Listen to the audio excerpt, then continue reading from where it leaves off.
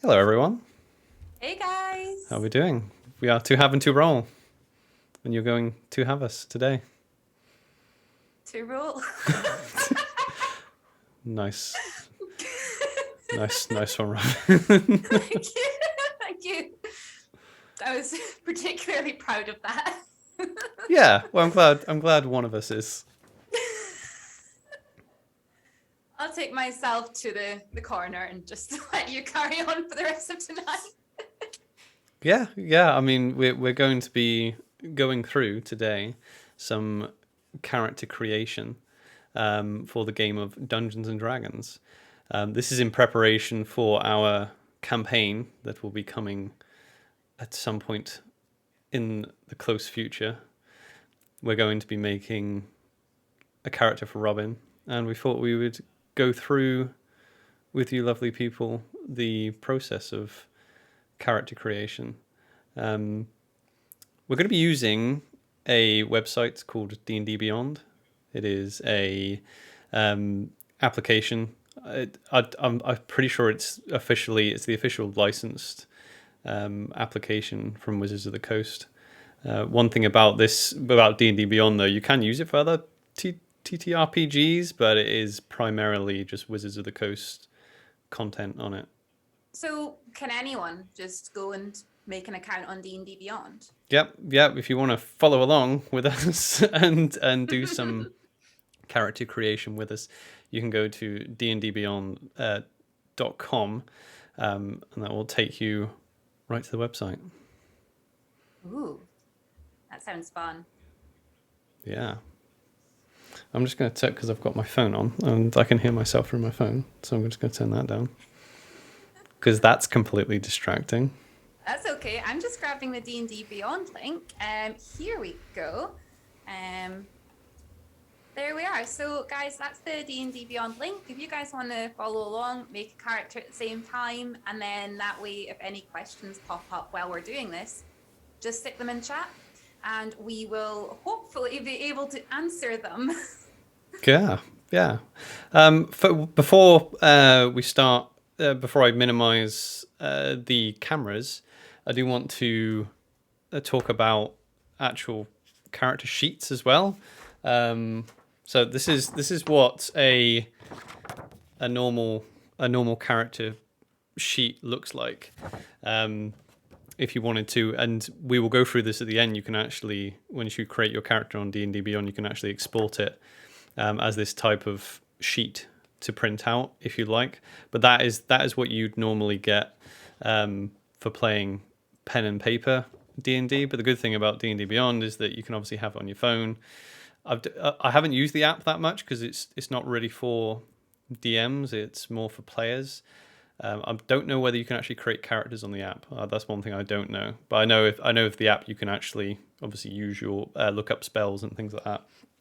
Okay, so Yeah, I mean, it's the app is really easily accessible as well. To give you guys an idea, a few months back, we started a D&D club in one of the schools, and in order to make sure all the kids knew what was happening and were able to follow along, every single kid in the class got their phone out. They opened up the D&D app, and that is how we were the D&D Beyond app, and that's how we were able to go through their character creation process with them.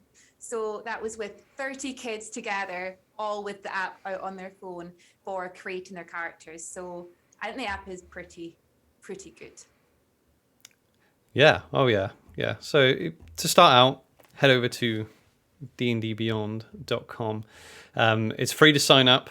You will not when you join a campaign, you will have access to the materials that your dungeon master owns if they have sharing on. But right off the bat, you should have access to the base rules and I think the classes and the races that are in the player's handbook and also the dungeon master's guide, I think. So you've still got a lot of content. You also, when we get to talking about the compendium as well, you'll have access to all the basic rules because the basic rules are free. So when you make an account, you've already got access to the basic rules. So that's another bonus to this as well. So if you head over to the My Characters section of D&D Beyond, These are my characters. So if this is your first time, this will be completely blank for you. We head up to this little bit, create a character. And it will give us a few options. So if you want to, I think what we can do is I would like to actually demonstrate the quick build. So standard, this is what we're going to be going through this. So it's a step-by-step approach to making your character. We will be doing this. The quick build, this literally takes like 30 seconds. I'll show you. And obviously randomizing, you just click that and it just gives you a random character. But if you want to just go, right, I literally need a character. I'm playing in a one shot and I haven't made a character and I have no idea. You can literally just click this. A quick build. You can literally just, okay, we're gonna choose a race. I've got access to a lot of races, as you can see. But you choose your race. Let's go dwarf. Let's go for a grey dwarf, and then we choose a class. Let's make him a cleric, and then you give him a name. Let's call him Bob. And then create character. And then we can view the character sheet. And that took like 20 seconds? And that is a level 1 character with everything you have, all the spells there, your inventory, your features and traits in dead easy. That's pretty cool. I didn't even know, I've never used the quick builder before. I've always sort of gone through all the stages. I didn't realize that you could actually use that. So that seems like a real nice, quick, easy way to, if you've been invited last minute to join a game, just be like, done, character. So it replaces, there's a section when you have your player's handbook, and if you're making a character through the player's handbook, there is a section with each class that says quick build on it, and it will literally say choose this, put these stats here, choose this background, and then you're good to go. That's what's replaced that. That's what's replaced this in D&D Beyond. But we want to go step by step. So what I do like about D&D Beyond for the character creation, as opposed to the player's handbook, is that the player's handbook, it doesn't really give you an order. It has the different chapters. So you have your races, you have your classes, and your backgrounds. Okay, in the player's handbook, you can kind of do them in any order. And I've seen people do tutorials where they go, oh yeah, we'll pick our class, and then we'll go forward in the book and pick our race, and then we'll do ability scores. However, this puts it in a specific order for you. So let's have a look. Do you feel that every time I've created a character just using the book, I always end up forgetting something? I always end up having the character there ready to play and then being like, oh, I didn't add a background, you know? Yeah. Also, hey, Tom, how's it going? Cheers. We have Tom and Taz with us. Oh, yeah, I'm definitely going to use Bob in the future, I think. Bob the dwarf. Bob the dwarf. He's a good swimmer. Because he pops.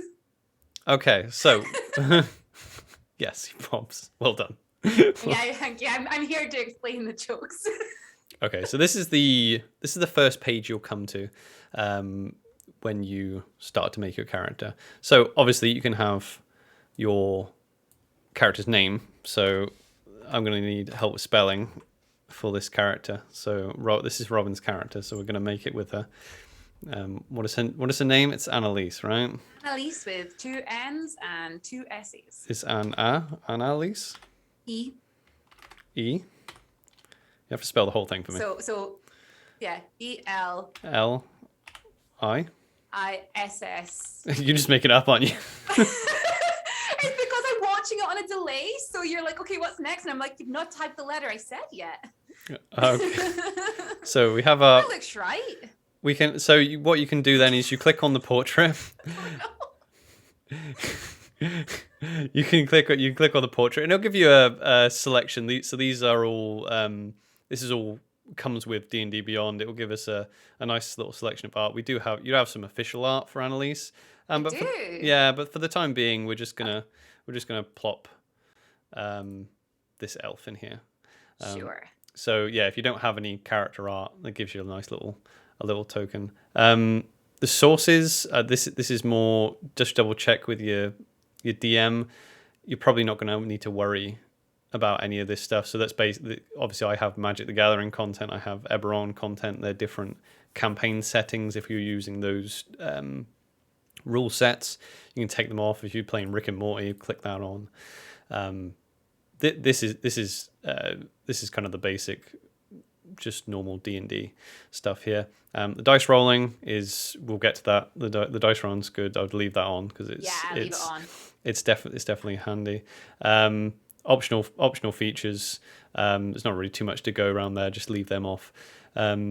So advancement type. So when you play a game of, oh, look who's in the chat. It's my buddy Miles, Lionheart cosplay. You and Jack. Say hello to Jack. Make sure Miles is paying attention, will you? Yeah, Cheers. Jack, you're gonna have to keep him straight with this. You missed us making a dwarf. Yeah, we made a dwarf quick in what was it, 20 seconds, 25 seconds? It doesn't take long to make a dwarf. They just quite spring short. from holes in the ground. So advancement type. Okay, so for those who aren't au fait with RPGs, you usually level up, and as you gain levels, you get more abilities. There's a couple of different ways of advancing your levels. You have experience points, and you have milestones. So milestones are when the dungeon master just deems it fit for you to level up. We are going to run this campaign for a milestone progression system, but if you wanted to go XP, you just change it to XP. It'll ask you, sure, we're not, because we want milestone. So what will happen is at certain points in the story, I will say, okay, well done, Annalise, you level up. So we're starting with that. So XP, could you explain that one a little bit further, just for those who are not really up with what XP or experience points actually are? Experience points. So when you do things, usually it's combat. You will get a certain amount of experience points for slaying certain monsters. Some dungeon masters will give out experience points for completing quests. There was a time, I think my D&D history isn't that great, but I do think there was an edition where gold was equal to experience. The amount of gold you got was equal to the amount of experience you got, which means the more gold you got, the higher levels you got. That's totally a thing you could do as well if you wanted to DM. But I like the milestone because it's easier to keep track, and also you don't have the problem of certain characters leveling up at different rates. Not that that's going to be a problem for us.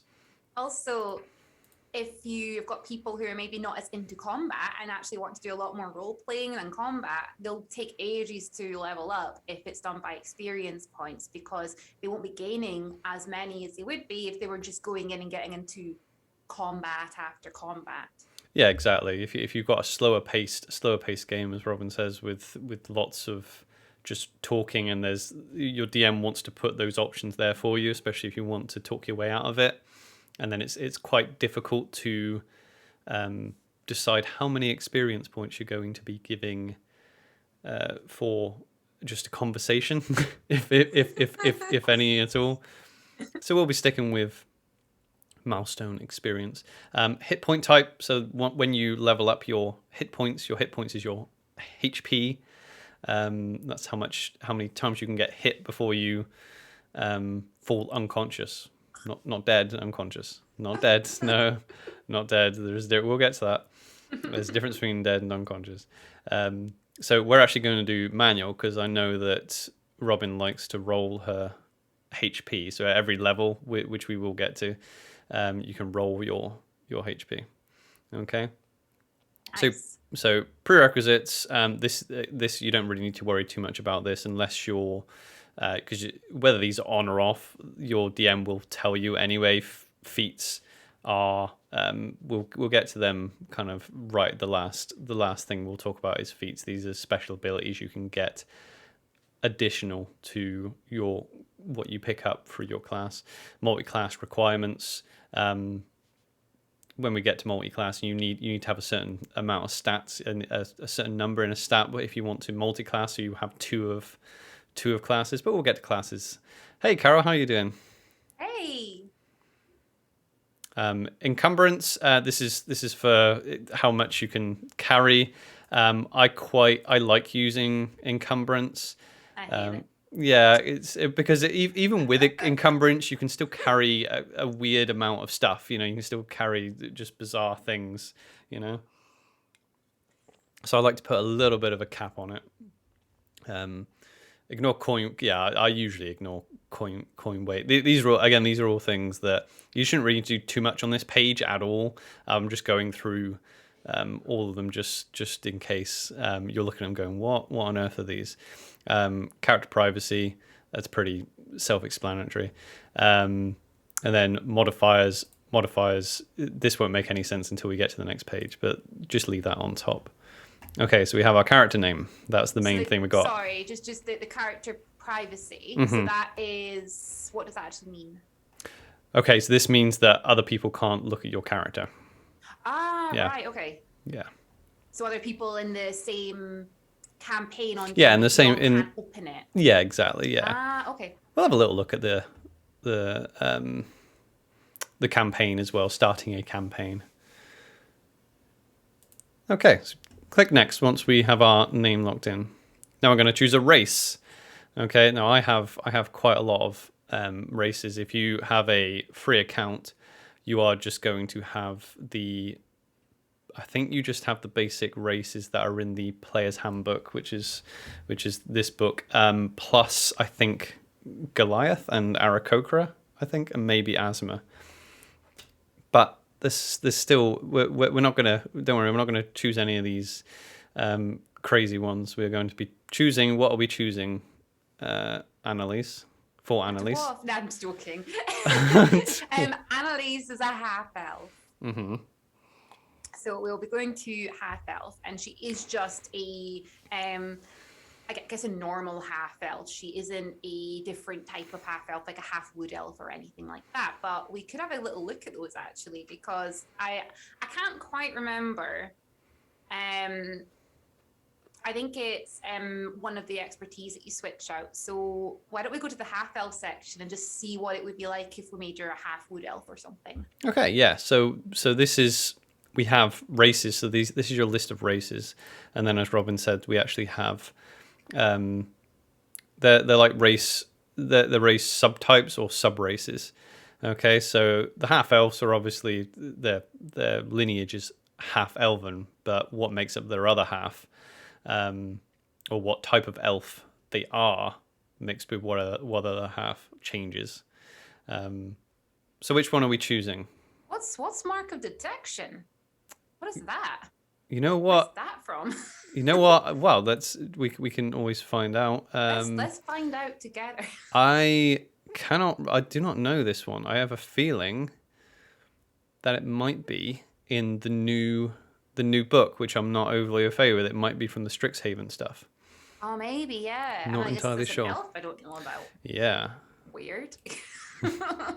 Well, you'll be able to have a look. You'll be able to have a look through them, won't you? Oh, I'm going to have a look through them all. Okay, so what are we choosing? We're choosing... Let's make her a half elf, so just sort of the normal half elf. So we're going to go half elf. So you can... Yeah, that one there. Yeah. So again, D&D Beyond pops up, and this tells you everything you get with choosing this race. Okay, half elves combine what some say are the best qualities of their elf and human parents. So you get these racial traits, which will be put onto our sheet in the end. Hey, Tout, how's it going? Hey. Dragon Marks from Eberron. There we go. That's why I'm not familiar with them. I will become familiar with this. Yeah, I've never played in an Eberron campaign, and I kind of want to, because I don't know much about it, but I like the aesthetic of it, especially all the flying ships and all sorts. So you get these. You'll have these traits at the end of your when we have our character sheet at the end. So they get dark vision, fey ancestry, skill versatility.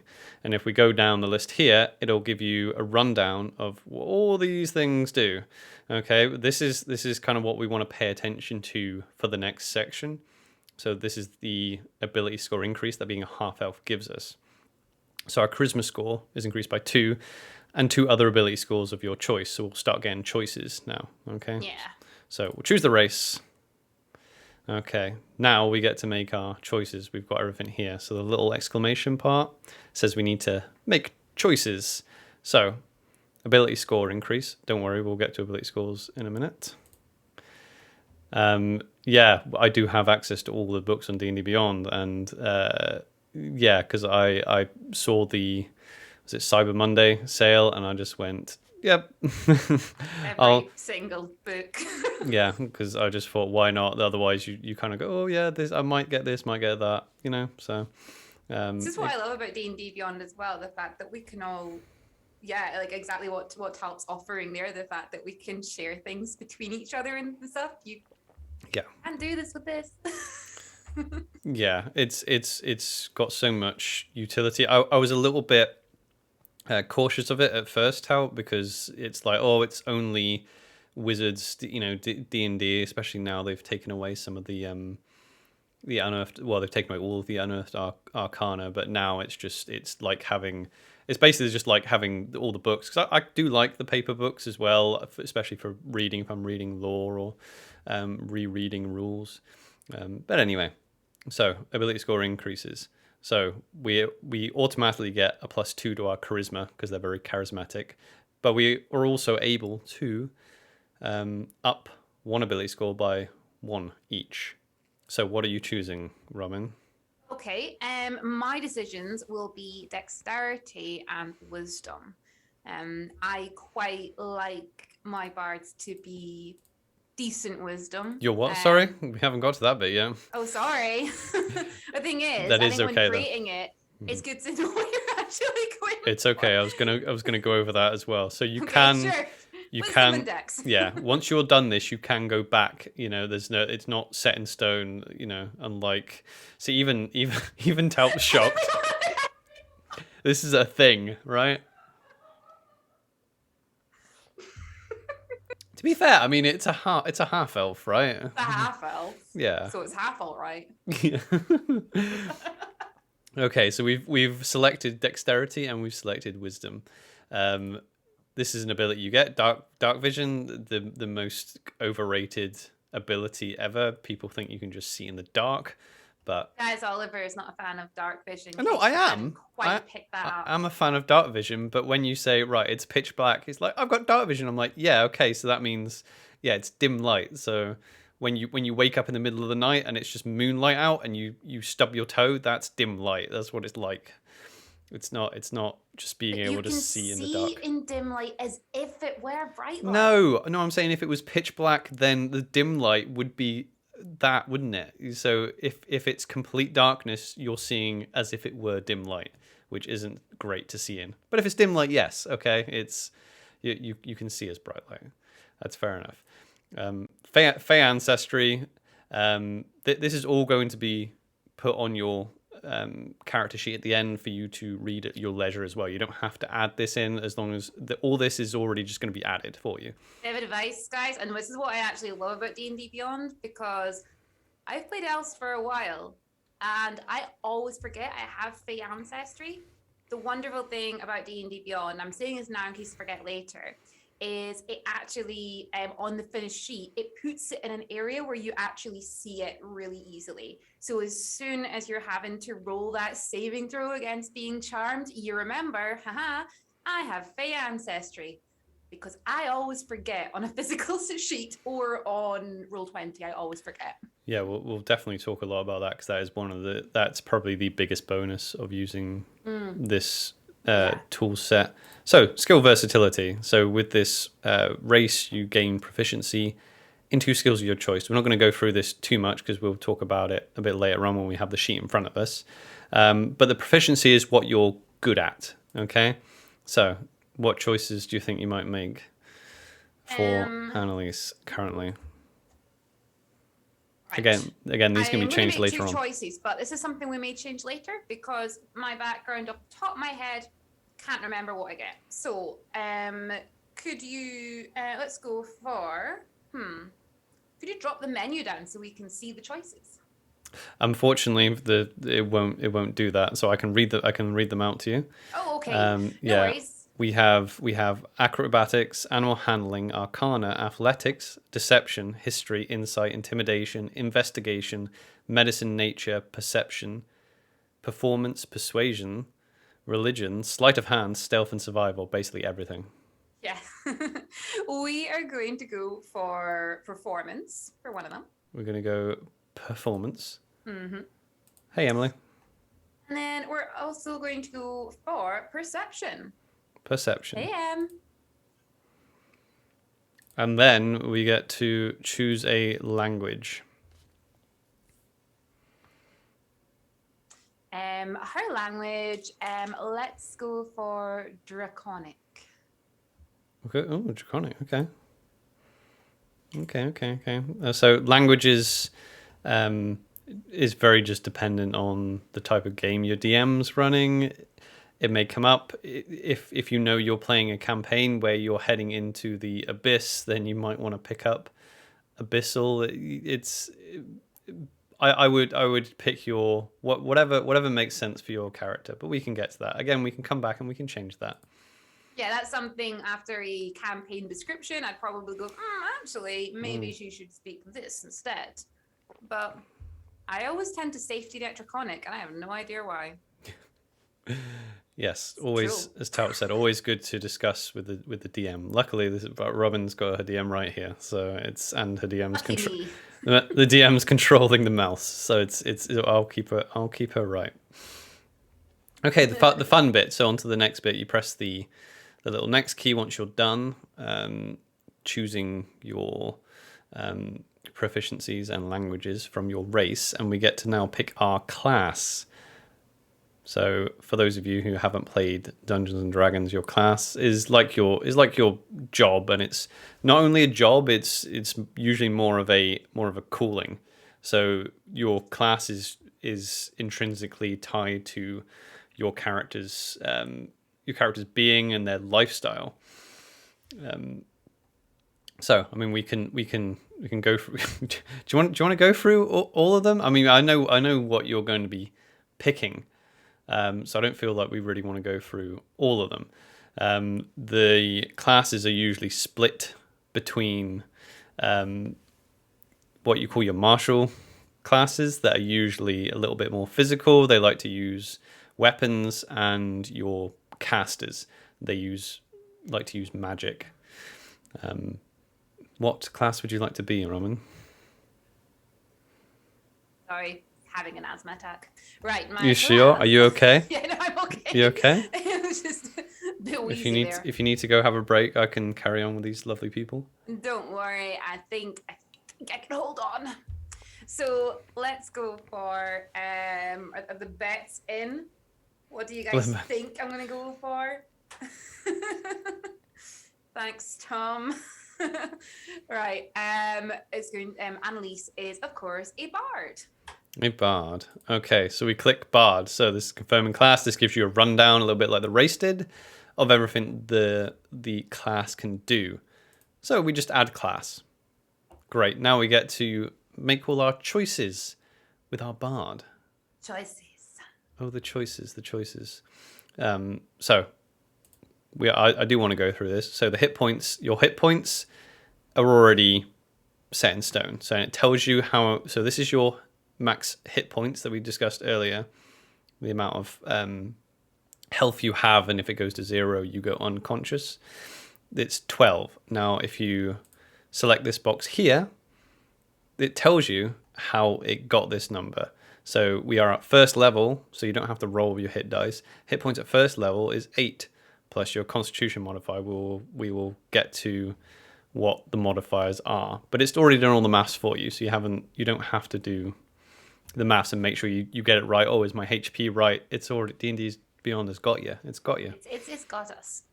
Exactly. Hit dice 1d8. We won't go too much into that now. All we need to worry about is that it's got that done. That's all locked in. We don't need to do anything there for hit points.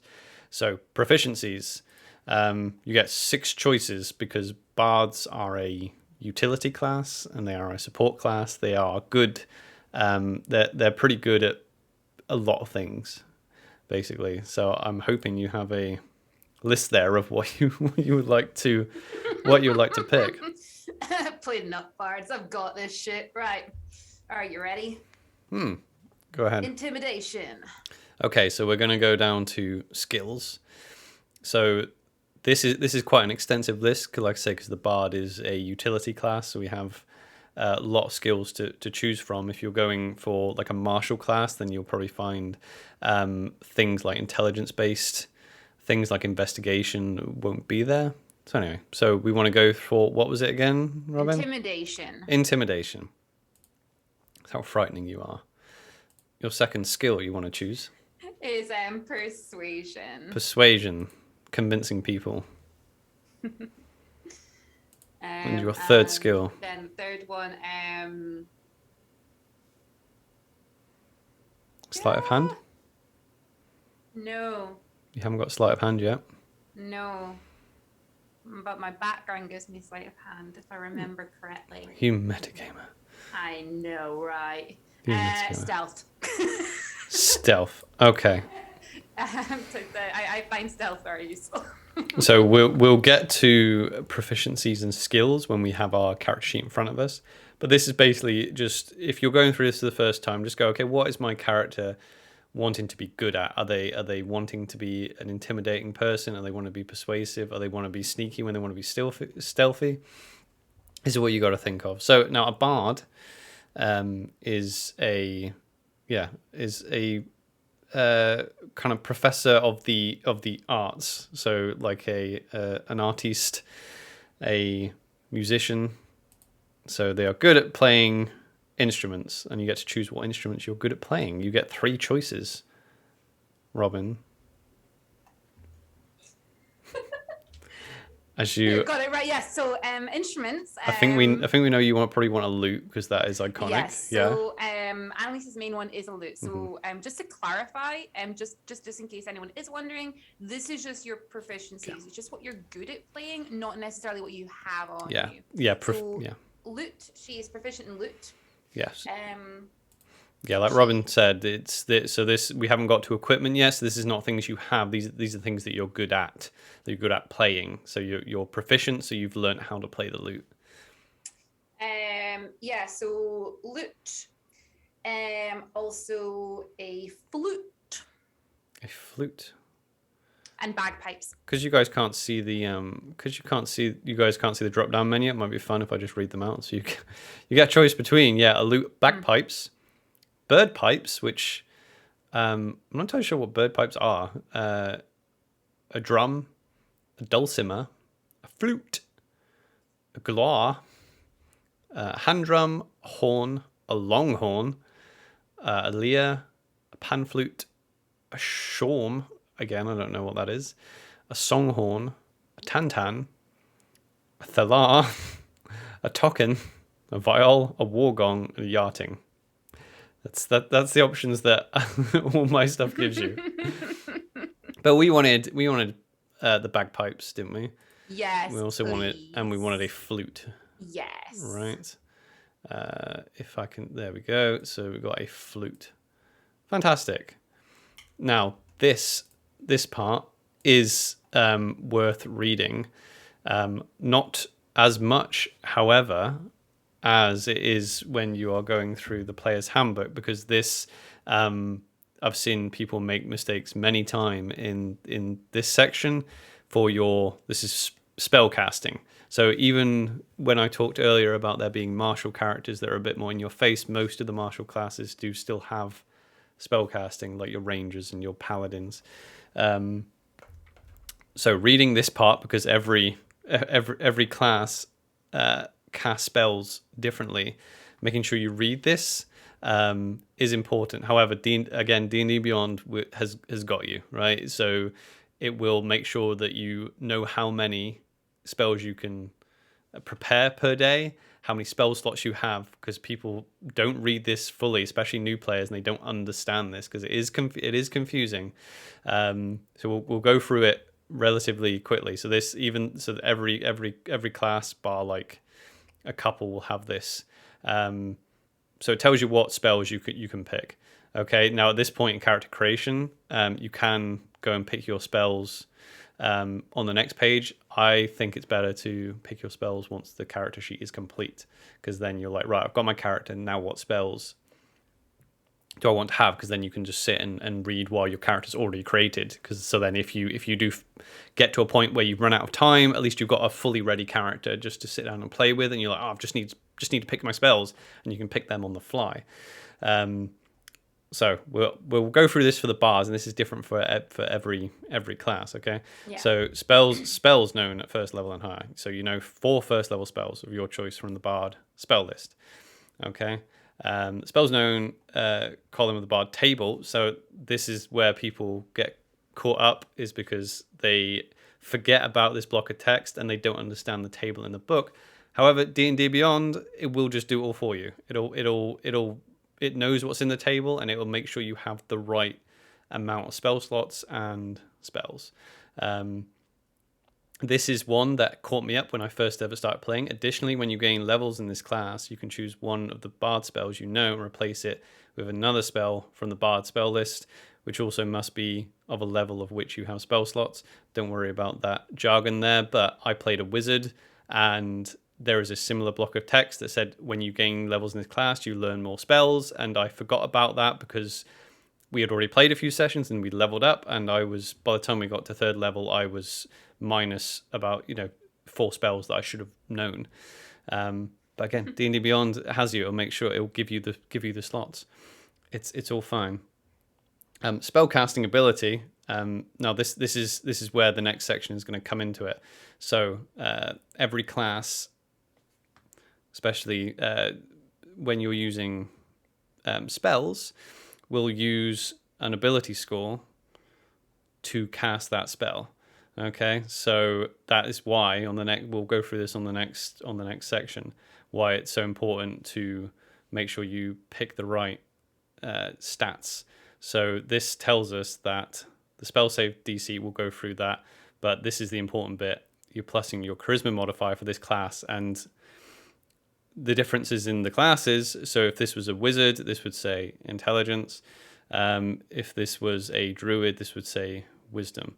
Okay, ritual casting. Again, this will all be on your sheet. So I would definitely read this, but again, D&D Beyond has your back. So even if you blast through this, it'll still all be on your sheet.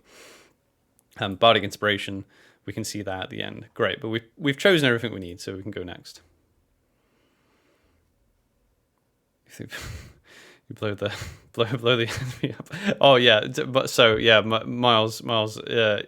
I think you had this problem with your cleric, and you didn't quite understand spell casting, which is also difficult if you're in a party of new players or a new DM, because you're all playing different classes. So you really learn your class, so you won't pick up on, you don't know what other classes are doing. I only recently, when I started playing bards, realized that they didn't have to prepare spells. They just learnt the spell, and they don't have to prepare spells every day. And I was like, oh, because they're arcane casters like wizards. And I was like, oh, you don't need to prepare spells. And they're like, nope. And I was like, oh, okay, that's cool. I just make this funny noise with my mouth, and magic happens.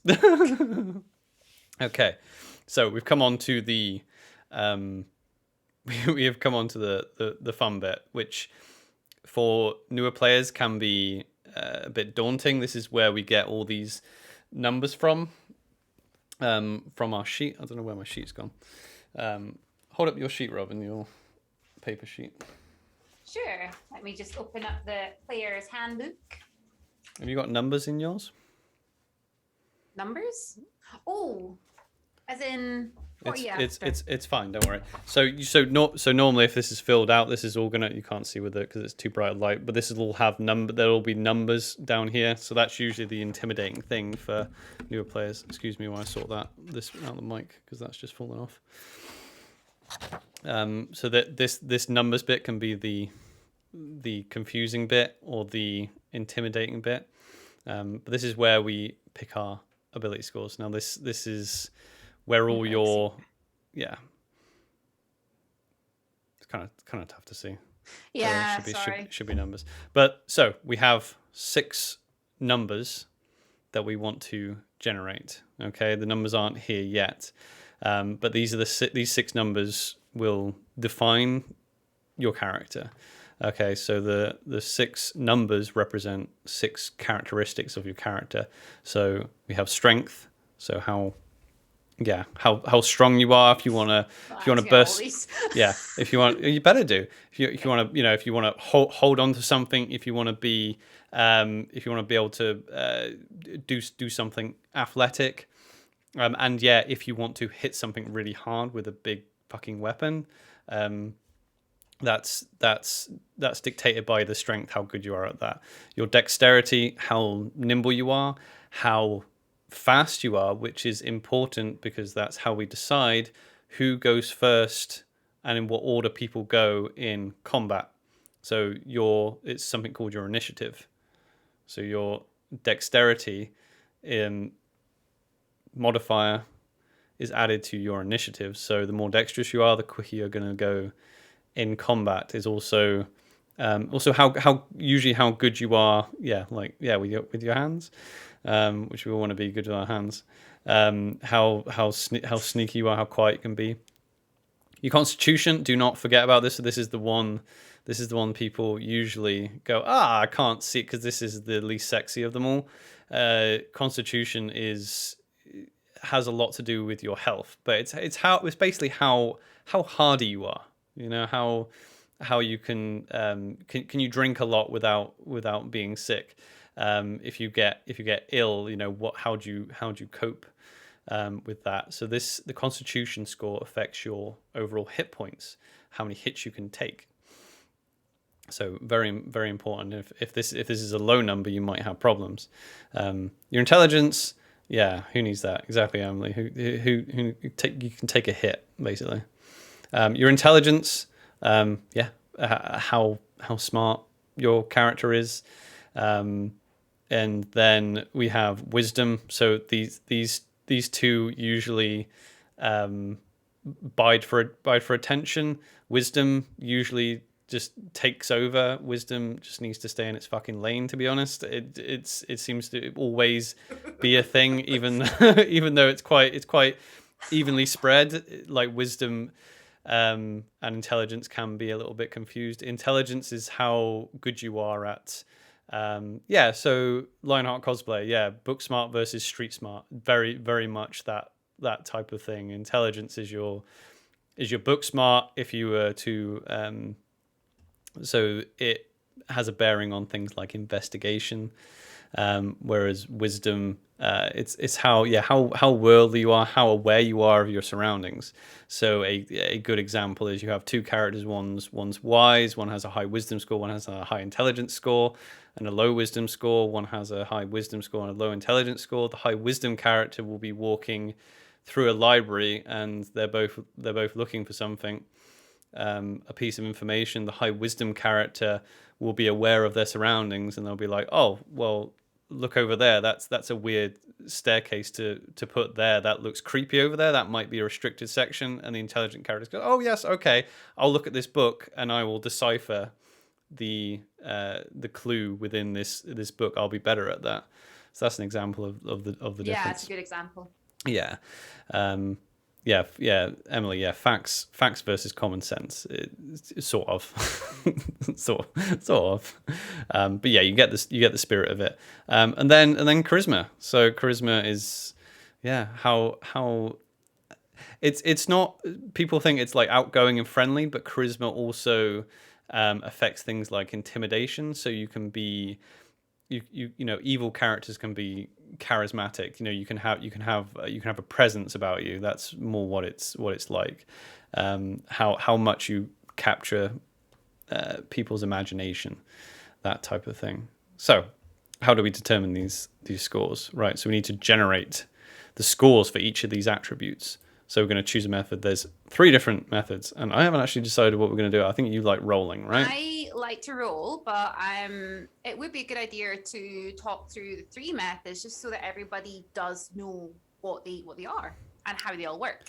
Yeah. So standard array. So that will give you a predetermined set of numbers that you can then put where you like. You can, in all these, you put the points where you want them.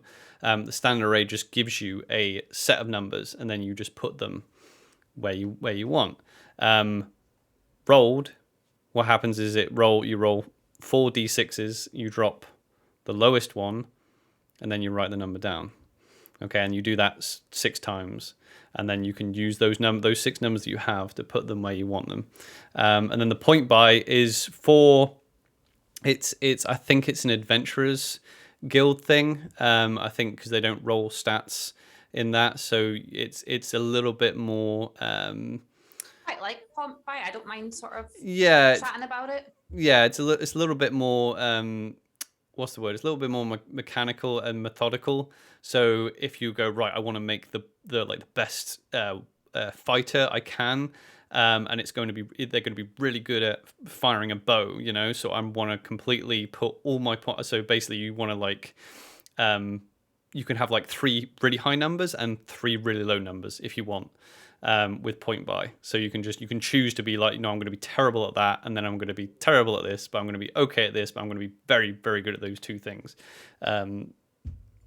So I think we're going to go for roll, just have fun, right? Yeah, I've put a little link to the point buy calculator just to explain that further. So point buy is basically you have your 6 attributes, and each one of them you start off with 8 in each, and then you get 27 points, and you get to spend these on increasing your different abilities or lowering them.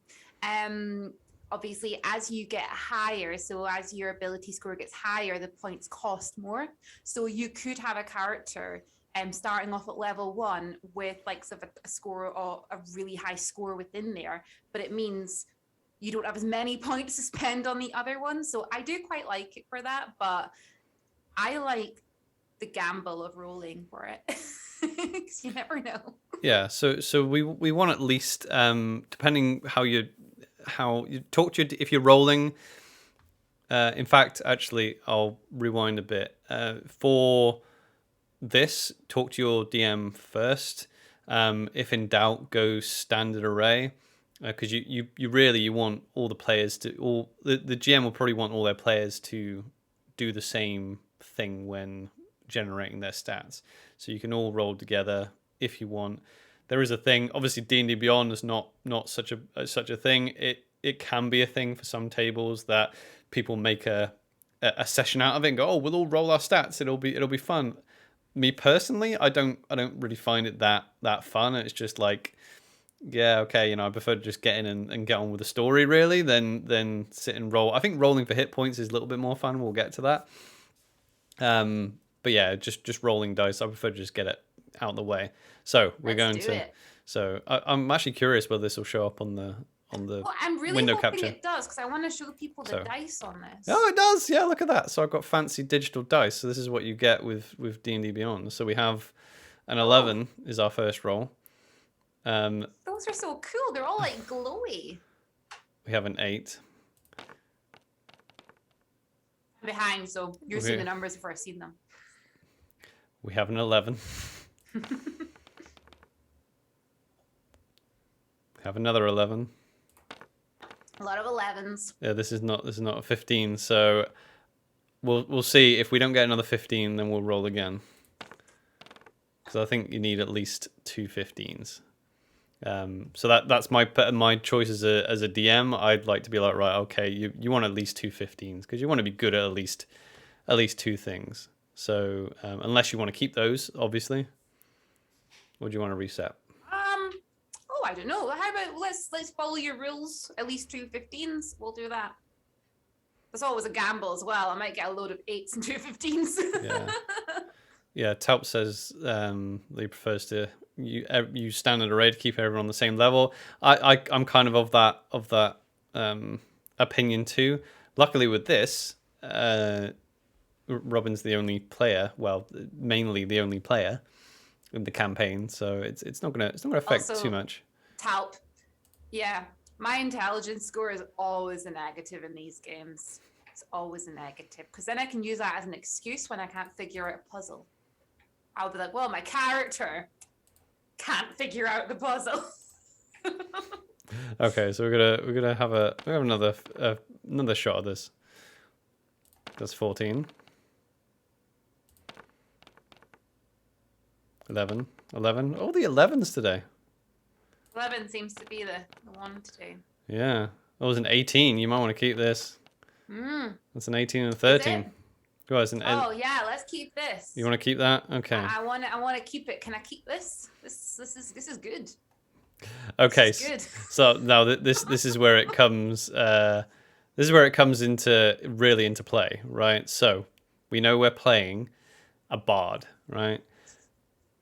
Bards' main stats they're going to be using because they're going to be casting lots of spells, and they're also probably going to be doing lots of persuading and performing, which is all charisma based. So we want our charisma to be our highest one. So we go to our 18. You can't see the drop down menu, but it has each stat there, and I'm going to choose charisma and then apply ability score, and then it's going to come up here 18 for our charisma score. Now, second, I'll obviously defer to you, Robin. Yeah. I assume that's where you want to. I don't always go on type, guys. It's I don't always kind of go straight for on type with these sort of ones. My bards do tend to be though. So I want my 14 in my wisdom. 14. We're going to go wisdom.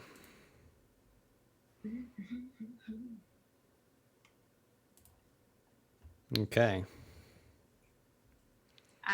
And my 13 in my constitution. Constitution. I know I always go for dex, but I'm probably going to change it. And that's what I want to show people is that you can change it. Constitution. Not a bad choice on a one-on-one. Yeah, I'm just thinking one-on-one. Yeah. I need something in my constitution and I like having wisdom, so 11 into dexterity. Okay, one of the 11s is in dex. One of the 11s will be in strength. Strength, okay. And 8 in intelligence. And 8 in intelligence.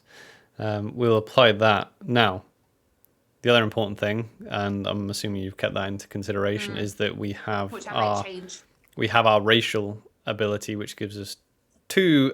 We can up 2 of these by 1. Yeah. Our charisma is going up by 2 anyway. So, which ones would you like to increase? I think we've already increased them, haven't we? You have, but you can change it at this point. Could you scroll down? My memory's terrible, just so I can actually see the modifiers on them, and then I can try and see what I want to increase. Just so I can see the final scores. Okay, so these are your final scores. Sorry, the bonuses on them. There we go. So, got a +1 on my dex, +1 on con.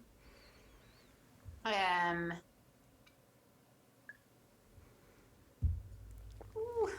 don't know, guys. What's my wisdom? +2 on wisdom. -1 intelligence and +5 on charisma. Do you know, I feel like that seems fine.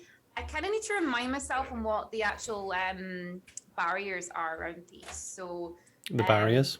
I don't know what the word is really. What the what makes it a +1? What makes it a +2, +3, and so on? Yeah, okay. That's a really important. We haven't gone through modifiers and we haven't gone through the table yet. Because now is the time when I would refer to that, because this is when I might switch some of these around to make them make more sense. So like Talpa's just said, so the even numbers are good because even numbers will dictate your modifier. Okay, so the higher number, the higher the modifier. It'll make sense when we look at the sheet all in all. So our charisma is an 18, so that gives us a +3. So there's a little table. Again, D&D Beyond does this all for you, so you don't have to actually know the table, but just know the higher numbers give you higher modifiers. Our 12, which is our dexterity, gives us a +1.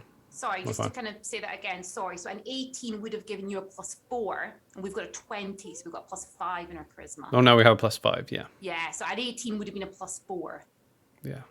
Yeah. Which will probably bump up to that eventually. So all we need to know at this point is high numbers are good. That gives you a higher modifier, and we'll get to modifiers when we see the sheet all in all.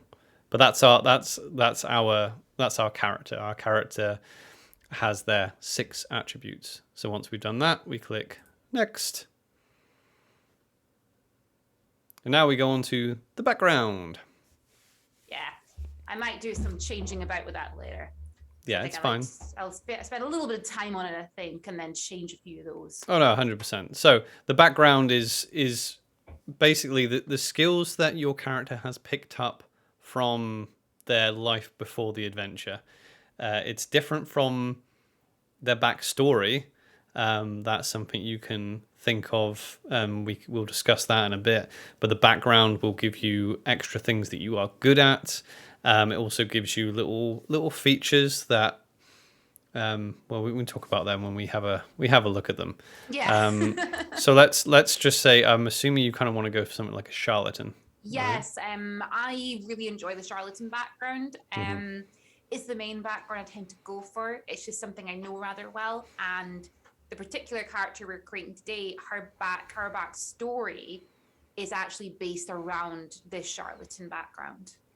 Yeah. So we're going to pick charlatan, but the differences are, so if you were let's say if you were a soldier in one of the armies in the world, you might be good at you might be athletics, so you'd be proficient in athletics. You might have been a sailor or a pirate before you started adventuring, so you'd be good at using water vessels like ships and boats. We've gone charlatan, okay? So it's all about you can see here what it's given us. It's given us skill proficiencies in deception and sleight of hand. Now, one thing that this doesn't, D&D Beyond, it may be a hole in my knowledge of D&D Beyond, but in the rules, if you pick, you can actually go and pick 2 of any skill proficiencies. If you decide to just pick the same one, that means you can just pick another skill proficiency of any type. So yeah, unless it says something like expertise. No, it's expertise, right? No, that's not exactly what I'm talking about. Oh, so okay. so see here how it says you get skill proficiencies in deception, sleight of hand. Now, if we had already picked deception and sleight of hand at the beginning, that means we can then just pick any other proficiency. So if we have a double, when we get to this point, we can pick any other proficiency we want. It doesn't have to be deception or sleight of hand. So if we already had deception, we wouldn't have to go, oh no, now we have to go back and choose something else. We can just pick any other thing we want. This background also gives us proficiencies with a disguise kit. Again, this isn't stuff you have. This is things you're good at using. So with this background, Annalise is good at using a disguise kit, and she knows how to use a forgery kit. Okay. Your background feature, this is something that can come up. A lot of this will be dictated by how you roleplay, and how you play in your DM's world. But it's good to kind of know these types of things if you're kind of struggling for ideas. This is why backgrounds, for me, they're really good for brand new players. If you have played a lot and you know exactly what type of character you want to play, I'm not a big fan of them. I prefer just to, what you can do is you can just pick a custom background. So if we were to go back, and there would be their custom background, and we can add any 2 proficiencies, because that's all you want. That's all you want to pick up is the proficiencies, and there can be equipment as well, depending on the background. Yeah, exactly. So yeah, with this one here, obviously, because we've already got deception, we'd change that. Do you mind if I touch on the expertise ability here as well? Because that is something, just with you mentioning Sure. Yeah. skills, I don't think it's going to come up at any other point, but there is an ability that if you, let's say, you already have deception, and then it usually falls into the feat category where you also become proficient in deception, there will sometimes be a sentence with that that says, if you're already proficient in deception, you gain expertise in this skill. That just means that your proficiency bonus is doubled for it. So you're like extra good at it. And that's how some people have huge numbers next to some of their ability scores. It's just because they are experts within that field, which I really love.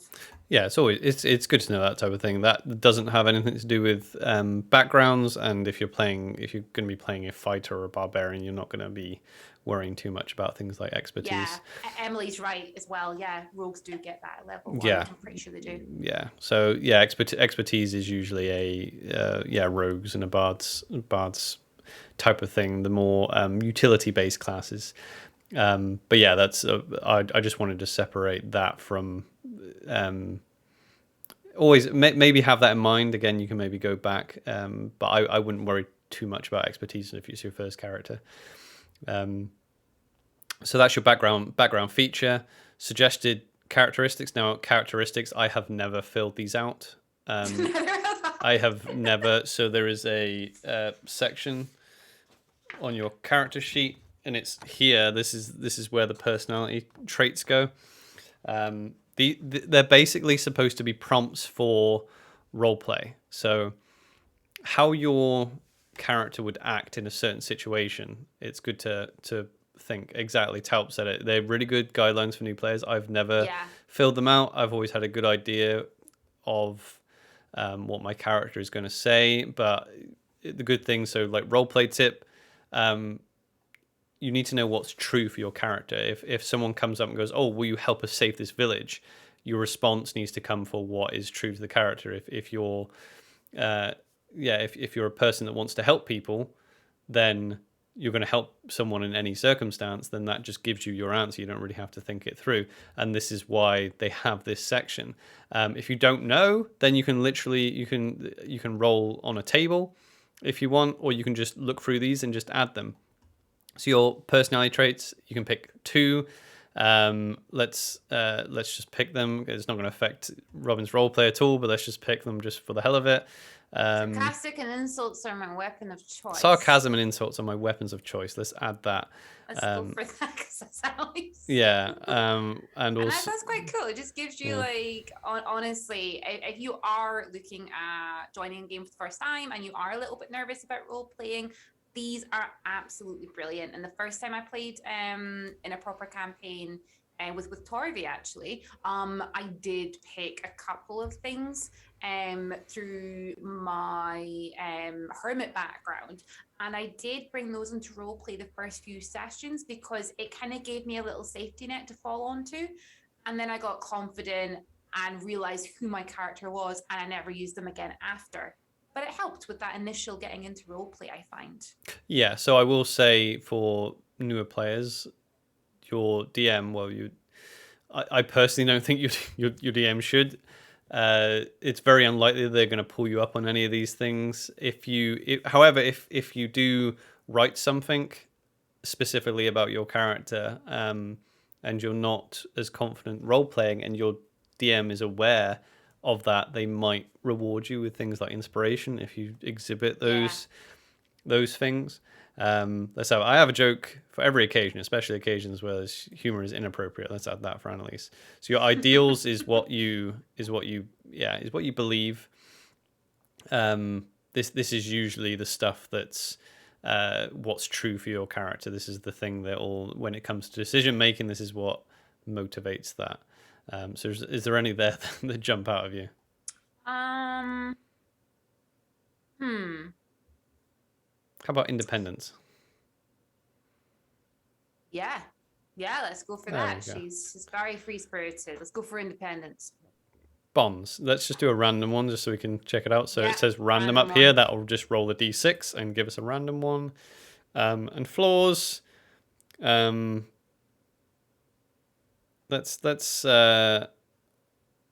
go with I'm convinced that no one could ever fool me. Again, Robin's not going to use these. Okay, so character details. Challenge accepted. Yeah, I will use them. I'm not going to go through all these. Literally, you can skip all this and you will have a ready to go character sheet. These types of things, I personally like to fill them out after the fact. If you really want to just get into the weeds with it, then yeah, you can put in your physical characteristics, like your hair color, skin color, your height, your weight, your age. Yeah, these are obviously our personality traits that we just picked, and then we've got notes. This is for a backstory, so you can type in your full backstory here. So your backstory again is different from your background. Your backstory is literally a little should be a short a short a couple of paragraphs on short. Yeah, it's supposed to be like a synopsis for your character's solo film before the events of this adventure, basically. Who they are, and that's where you can get like super creative. It depends on there's very much something you want to talk to your dungeon master about. Yeah. Most tables will just be like make a character, and when they say make a character, if they haven't said I want a backstory, then all you need to do is just go through this. You don't need to then, I need to write a backstory into this. Oh yeah, like my first ever game was just come up with a sentence on why you're here, and that was quite a good way of doing it just to begin, because then I got to develop a backstory after. Yeah. One thing I probably wouldn't skip past actually is alignment, just because I think that's something that confuses a lot of people. Yeah. Just explaining what it actually is. I know that you yourself are not a big fan of it, but just in case other people might be. Yeah. So alignment, Talp's just said in the chat. Yeah, a lot of comes from playing the character, discovering as you go. I'm very much like that. If you're like, all right, I'm going to. This is exactly how this character responds, and then when you play the character for and you're like 40 hours into playing the character, is completely different to how you envisioned it. And it depends on the table as well, because there's so many people that like the cliche is making the anti-hero Batman that's like stoic and is like, ugh, I am the hero, and that doesn't so dark and mysterious. Yeah, and everyone else in the table is telling dick jokes, and then you're like, I might have to change how this, because otherwise the character's not going to go with these people. So this is all completely flexible. Alignment has a weird and convoluted history in Dungeons and Dragons. In my opinion, it is absolutely pointless you putting anything here at all. It's you're the hero of the story. It very much depends on your actions will have effects on the world, and the world will the DM's job is to reflect that world back on you. So what I want to say is, you can't say, right, I am lawful good, and then you go and pillage and plunder and do some very nasty things. You can't hide behind that. Oh, I'm lawful good. It's basically, if you're a brand new player, it's good to maybe go, okay, well, I'll choose an alignment. I'm going to be lawful. Yeah, I'm going to be lawful good. I'll be a lawful good paladin, and that gives you a prompt then maybe to be like, right, what am I going to do in this situation where someone has stolen bread to feed their family, but they've stolen it? That might give you a prompt then on how your character will react. They go, well, my character's good, so I'm not, I'm empathetic to the situation, but I'm also lawful, so I will side with the law as long as the law isn't. Again, it's extremely nuanced, because that law might not coincide with the law that you're following. I mean, like when it comes to alignment for myself personally, I think it only matters if you are an extreme, like lawful good, chaotic evil. I think if you are an extreme of one of them, then it can make quite a big difference. if you are one of the neutral ones, then you can kind of get away with quite a lot. But if you are on the extreme side, then that can make a real big difference to how you play the character and different things within the table. One thing that I have noticed a lot of people doing and speaking more about is changing that, because if you think about even yourself as a person, views change, your reactions change, and as your character develops and experiences more things, they may no longer be as lawful good as they once were, or the other way around. Maybe they have become more lawful good than they started because of what they've gone through. Yeah, exactly. Also, yeah, hey Chris in the chat, and yeah, Talp has just put in. I've heard this as well, that alignment wasn't in D&D 5e playtesting, or apparently players wanted it added back in. I've definitely heard that. It'll be interesting because for those of you who don't know, there is a I think it's everyone's expecting like an upgrade to 5th edition soon, so they're bringing out. I think it's probably just going to be a revised player's handbook, like the 3 main books. They might get rid of it then, but the thing is, it doesn't really affect the game because people aren't using it, and it's just a remnant of older D&D. So, yeah, cheers, Tap. Ooh, 2024 is D&D 50th. And yes, I will take a drink. Oh, Chris, Chris, take a drink. Yes, it doesn't have to be alcoholic. It doesn't have to be. It can just be water, but make sure you hydrate. 2024 D&D 50th. Yeah, that'll be interesting. So I think we've covered everything in our background. I think so. Yes. Now we move on. This is where I tend to have fun, right? So starting equipment. Oh yeah. You can choose equipment or gold. Gold is most people will go for equipment. I would recommend, if you're just wanting to make a character for a game you're about to start, go equipment, because then you know you're getting the basics that you need. Gold is dictated by your class.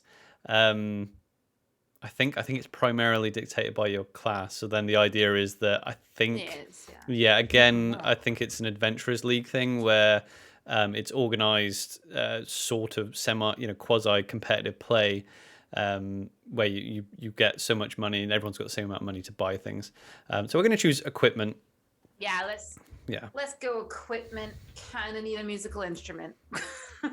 Yeah, so this is actually so when you're using the player's handbook, at this point, this is where D&D Beyond like really comes into its own in this section of the character creation. Oh my god, honestly. Because you get equipment from your class.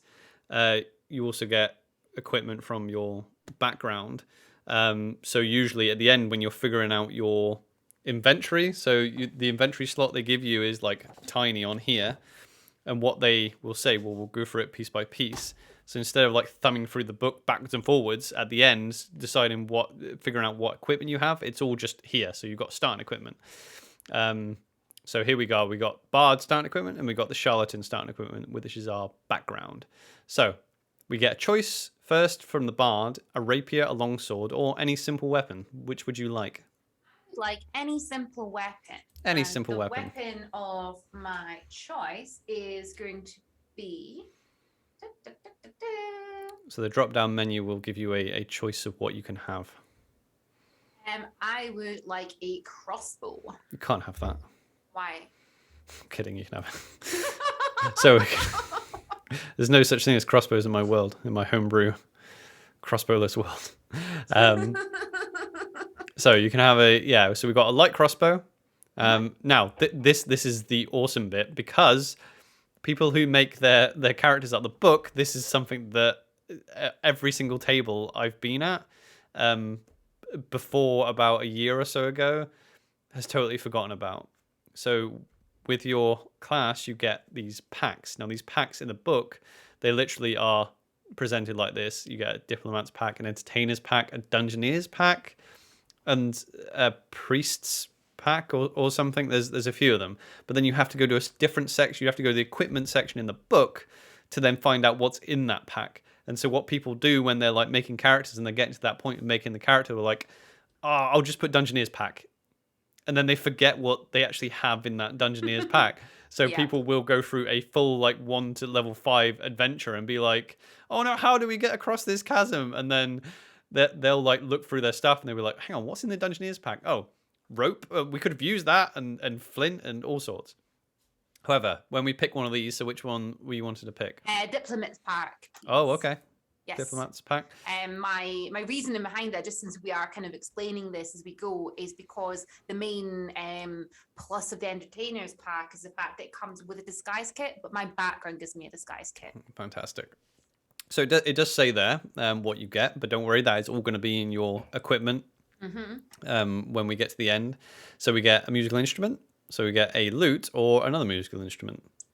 I'm going to go for the lute. So remember earlier when we talked about proficiencies, so we chose our proficiencies, which is what we're good at playing. Now we're picking the actual physical things that we have. So currently we're good at playing the bagpipes, the flute, and the lute, but we only have a lute currently. So if we want to go... but if we find a lute, we know we're good at playing it. Exactly. And that's not to say that you can't play other instruments. You totally can. If you're not proficient in a lute and you find a lute, you can still play it. You just don't add your proficiency bonus onto it when you go to play it. So you may not be as skilled playing it as other things. Exactly. Yeah. We'll have a talk about that once we have the sheet up. Now we get a choice here for the charlatan. We get either 10 stoppered bottles filled with colored liquid. That sounds like a tongue twister of some kind. A set of weighted dice, a deck of marked cards, a signet ring of imaginary duke. All very interesting things that I'm sure you'll use in a campaign. Annalise will have 10 stoppered bottles filled with colored liquid. Yeah. And then we get a pouch with 15 gold pieces. So that's your currency.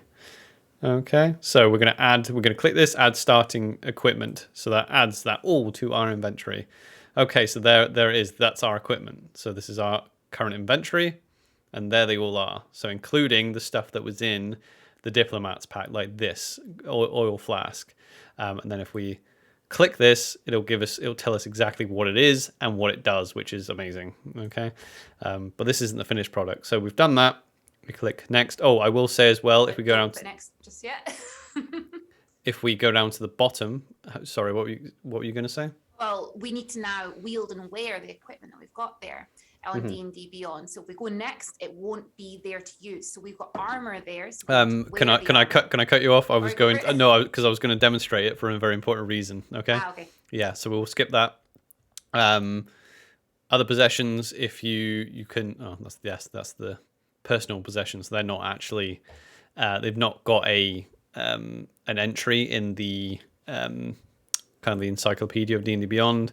And then you can add any items as well. So we are going to add an item. We're going to add I think we can add magical items here. Yeah, I'm pretty sure we can. I think so, yeah. Yeah, magical. Yeah. So, because you're going to start with a potion of healing. Nice. So that's me as the DM is saying to Robin that she can take a potion of healing. So at this point, we can add a potion of healing. So there we go. It's added. Right. So then we're going to go next. Now, that's it done. So we can view the character sheet. Now, if you want to export it as a PDF, it will come through. You can put it together to look like this, and you can print it out like a normal 5th edition paper character sheet. So if you wanted to print it out and take it to your in-person game where everyone's using these sheets and you want one of these sheets and you want to put it in a binder, you can do that and print it out, which is pretty cool. But we're just going to go and view the character sheet now.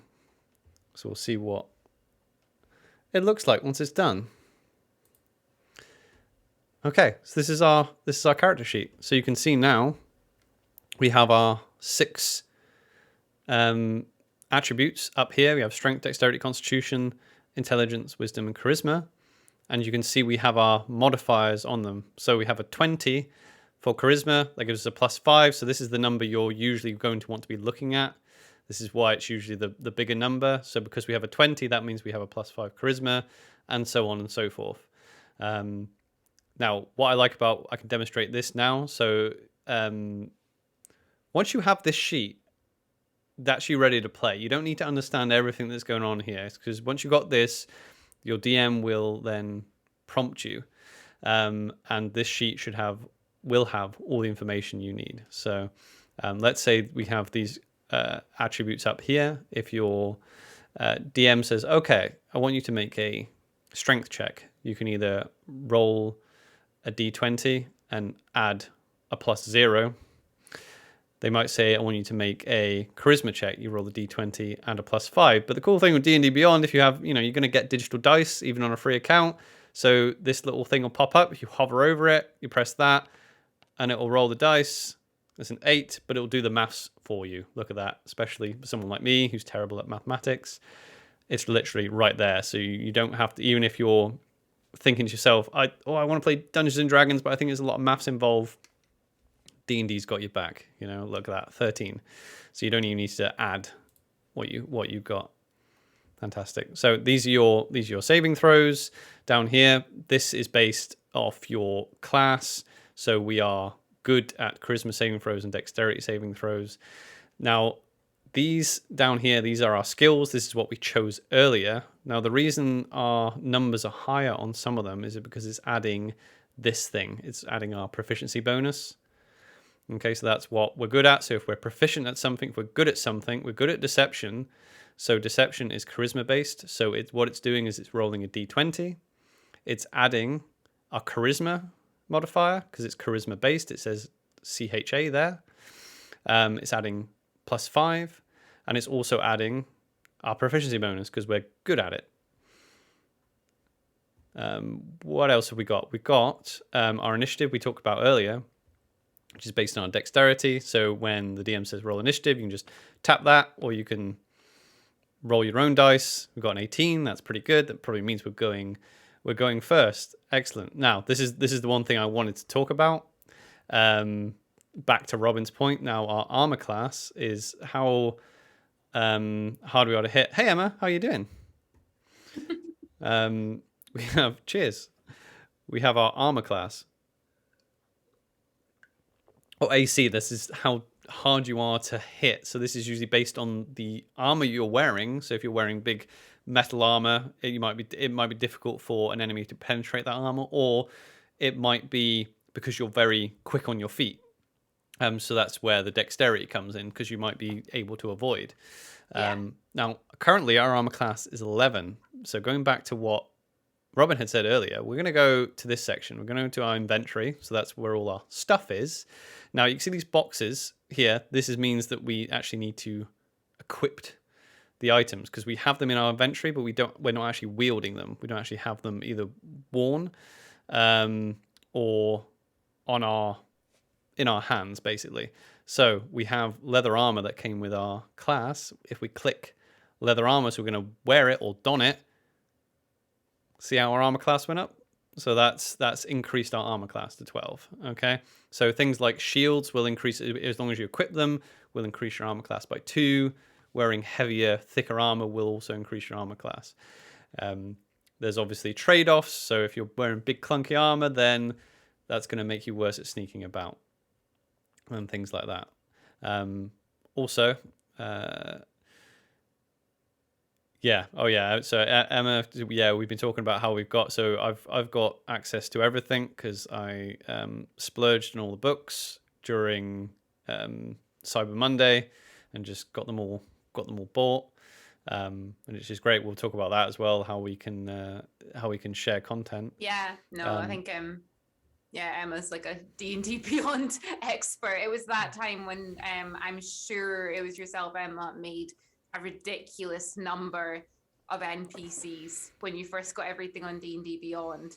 And I think you've taught me a lot about D&D Beyond, because when I first started using it, I was like, I will never understand this. It's so confusing. And now I'm realizing this is my complete go-to. Yeah, it was yourself. Yeah. All the NPCs, you can make NPCs.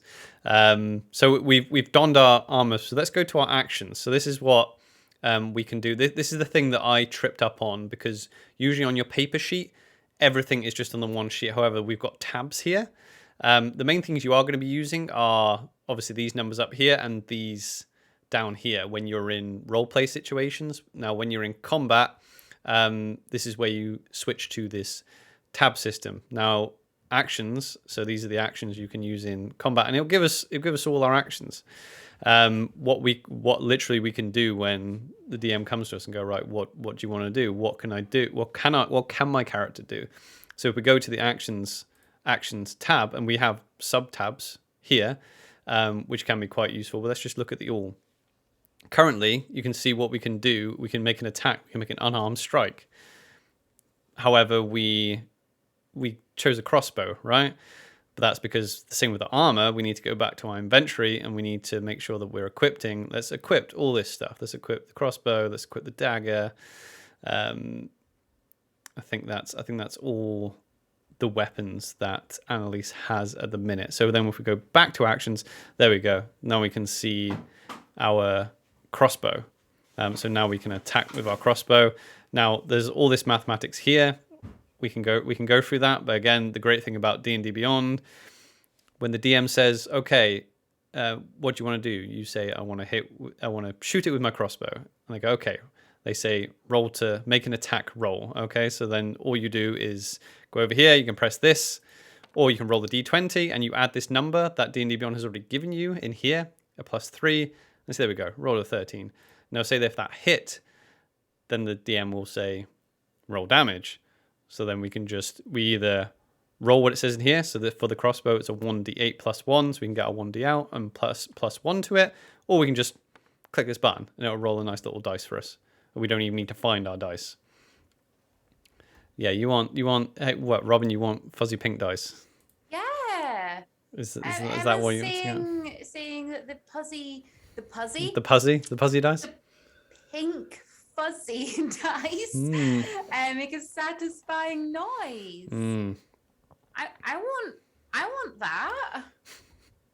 So we have our so this again, there's mathematics here, but the great thing about D&D Beyond is we don't have to worry about it.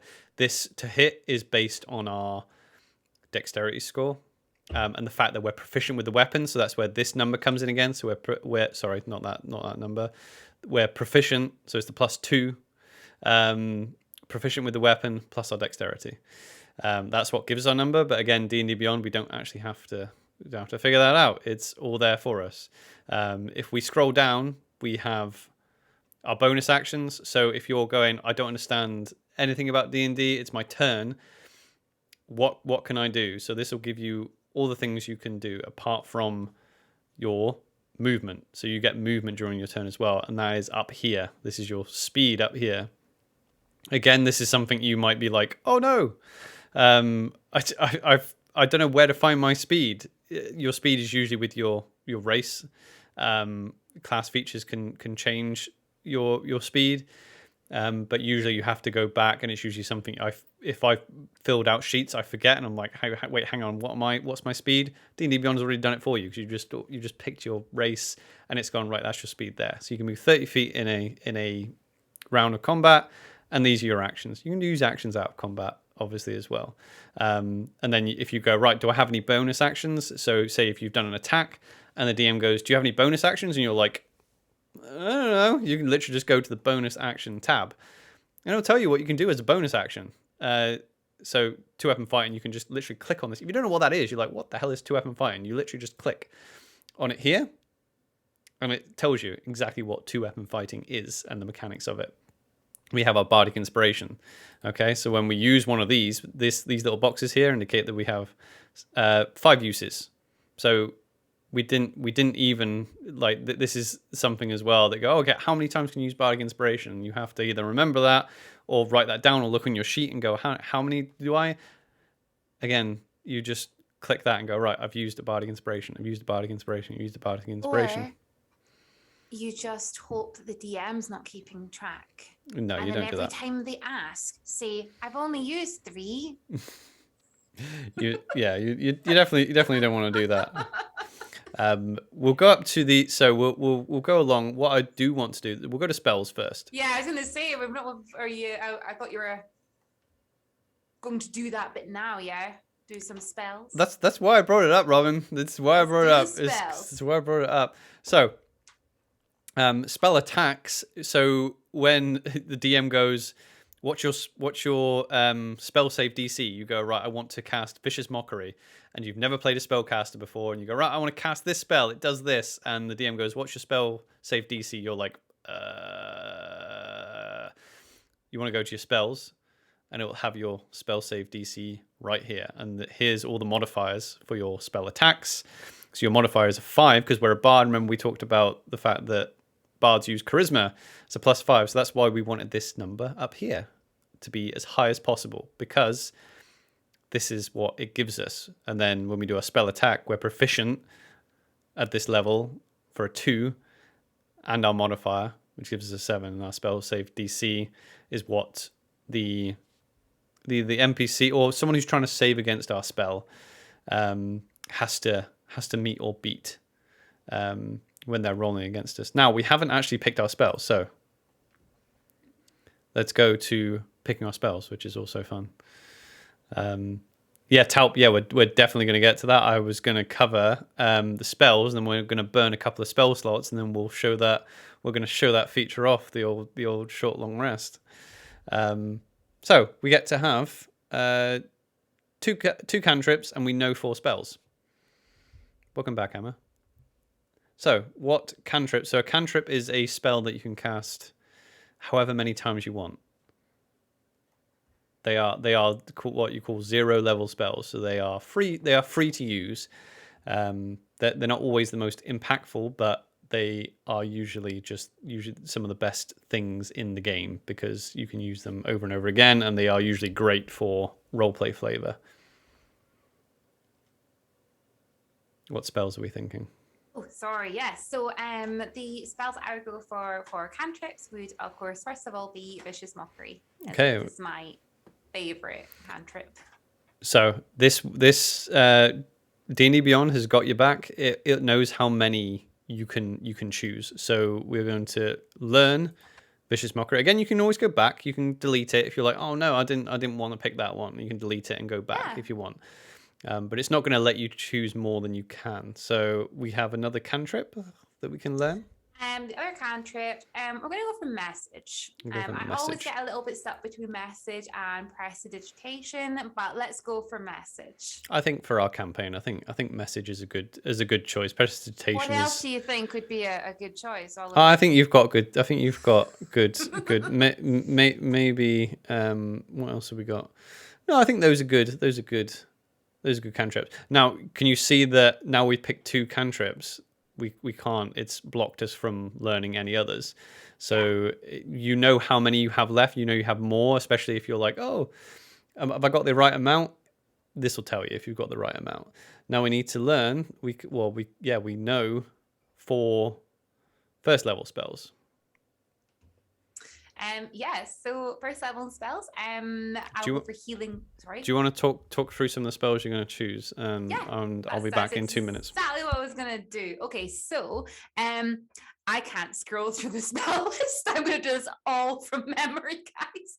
So I'm sorry. So I will go for Healing Word. I always go for Healing Word as it is a bonus action, which means that on my turn, I'm able to attack, do a main action, and then heal someone, which I think is a really good one to have. Along with that, I will also take Heroism. So a Heroism is wonderful. Heroism allows me at first level, I'm doing this by memory, so correct me if I'm wrong. I'm able to touch one willing creature, usually a companion, and I can give them 5 temporary hit points at the start of their turn because my charisma modifier is 5. And on top of that, they are immune to being frightened. They're also imbued with this sort of sense of bravery, which can be quite interesting in some aspects, especially if you're casting it on someone who is not a real brave character to begin with. I think it can be quite interesting. Featherfall is something that I always take. because Featherfall is something you don't need until you really need it.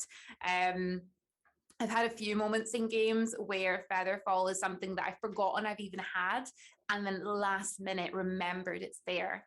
And it allows me to slow someone's fall quite literally. So I think that is a pretty good one to have.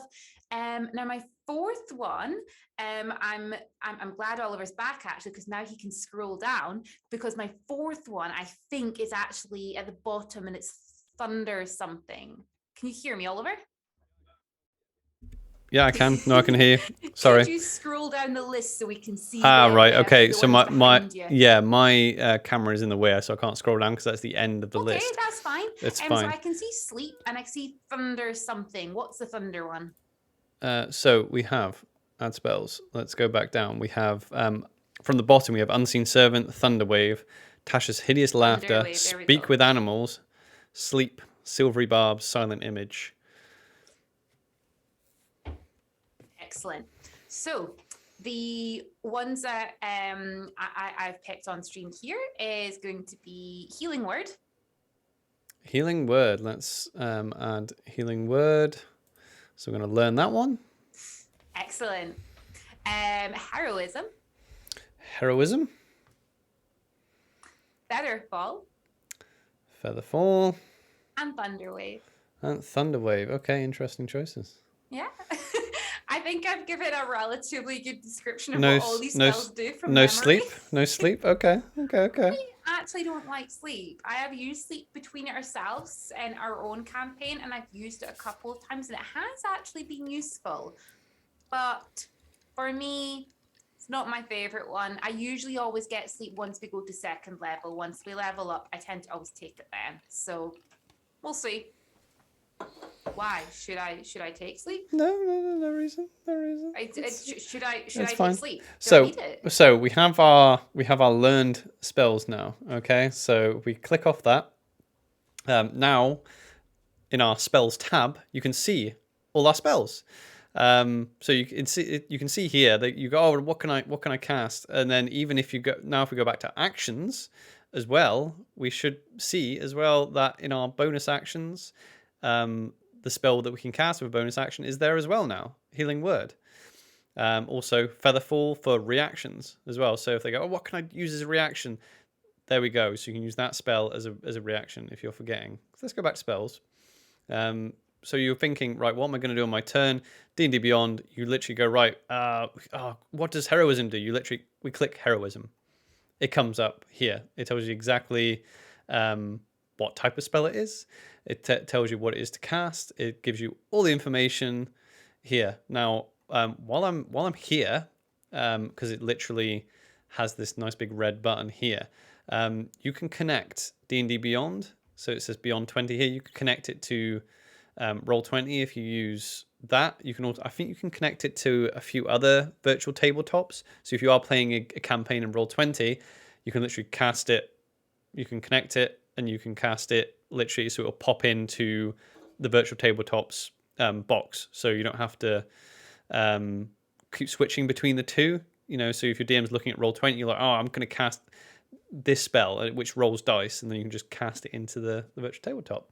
But we're gonna come off that, and then we're gonna go, right, I'm gonna cast Healing Word. So you cast Healing Word, it's gonna roll the dice for you, or you can just it obviously gives you the dice there. You can roll the d20. You can roll so you don't need to roll a d20. Sorry, you can roll the dice that it puts in here, 1d4 plus 5. And if we have a look where our spell slots are, it should actually say where are our spell slots. There we go. Spell slot right there. There we go. Sorry, yeah. my microphone was in the way of my spell slots. I knew they were close by.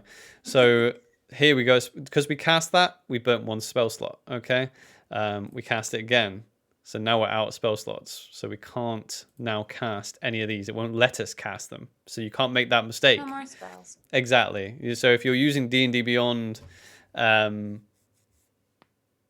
appropriately or all the time, then you're not going to be like, oh no, I've cast Healing Word too many times. I've cast more than I've got spell slots for. This will keep you right. Now, as mentioned earlier, well, what we're going to do is we're going to talk about hit points as well. So what I do like about this, because mathematics is a little bit of a problem for some people. Some people don't feel that comfortable with it.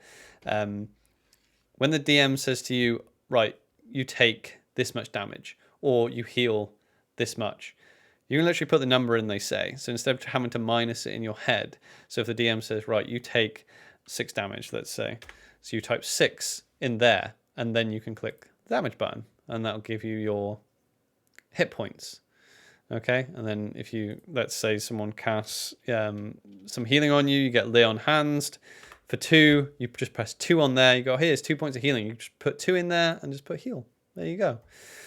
I think we'll have a look up here. Now up here we have what's called short and long rests. Now your class can do things, and your race. Within the parameters of a short and long rest. Some abilities will say you can use it again after a short rest, or you can use it again after a long rest. We're gonna have a long rest. Okay, so we can just click this. So in the game, when people go, "Oh, we're having a long rest," they'll, yeah, long rest, and then the DM says, "Right, you successfully have a long rest." You can literally on your D&D Beyond sheet, click long rest, and then take long rest, confirm. There we go, and it's done everything for us. So we haven't got to go, oh, what do I get for the for my long rest? Yeah, I know I go up in max hit points, but then I've got all my spell slots back, and there you go. Is there anything else, Robin, that you think I should cover on this sheet? On the sheet itself, I think we're pretty good there. I think you've managed to cover everything in really great detail.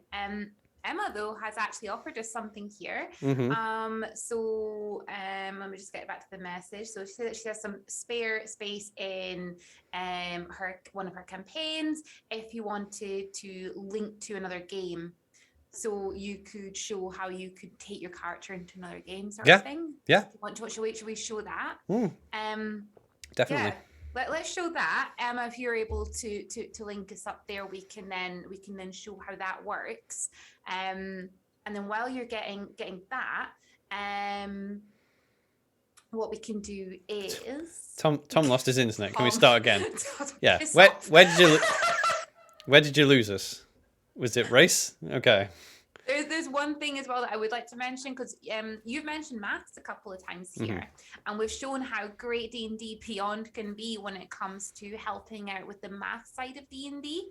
It covers almost everything, but there's one thing that just while you're reminding me, I'd love to kind of just share with the community, and that's when it comes to calculating if you're able to hit something that's in the sky. I'm going to put a link in chat. This here is a Pythagoras calculator, and you can get it on Google. If it comes to you trying to figure out if you can hit something that's in the sky, or even as a DM, if your players are able to hit it, you just put the numbers into that, and it does it all for you, and it'll tell you how many feet away they actually are from that thing. And it's something that I love sharing around with so many people, because it can make a huge difference. And it can solve a lot of arguments, because I think that's always a bit of a sour point. If people are like, I'm pretty sure I'm close enough to hit it, it just takes the maths out of it. But guys, maths is fun. I swear it's fun. Yeah, sure. I don't know who you're trying to convince. Sure, Emily, I'll take a drink. Take a drink. You got hot chocolate? Nice. I have water as well, guys. Is it applicable from firing? I don't know. That's a question for Robin. Is it applicable for firing from the sky? Yes, of course it is. Yeah, if you're like firing from the sky down, you're just calculating it. It's still the same sort of distance there. And if you're in the sky and calculating up, it's still the same distance. Pythagoras, guys. So there is a cool guy. So there is one last important thing. that we'll go through on the sheet is the features and traits. So obviously our features here is you can go back, and you don't have to go back through the character creation to reread it all. It is all here. All the stuff that we went through earlier is all here. Your class features, your racial traits. The last one, so if you go, oh wait, what can my race do again? What can my class do again? How does my spell casting work? Even though it's doing it for me, I want to reread it. It's all here. The next one is feats, though. So feats are a thing they are technically an optional rule, but most DMs will use them. In my experience, you can choose to take a feat at was it 4th and 8th, and I think it is every four levels. I think. Yes, you that's can correct. take one or take ability score improvements. So if you want to add a feat, so if you go right, okay, I've got a feat, or if your campaign allows you to add a feat at level 1, some do, you can just go over here.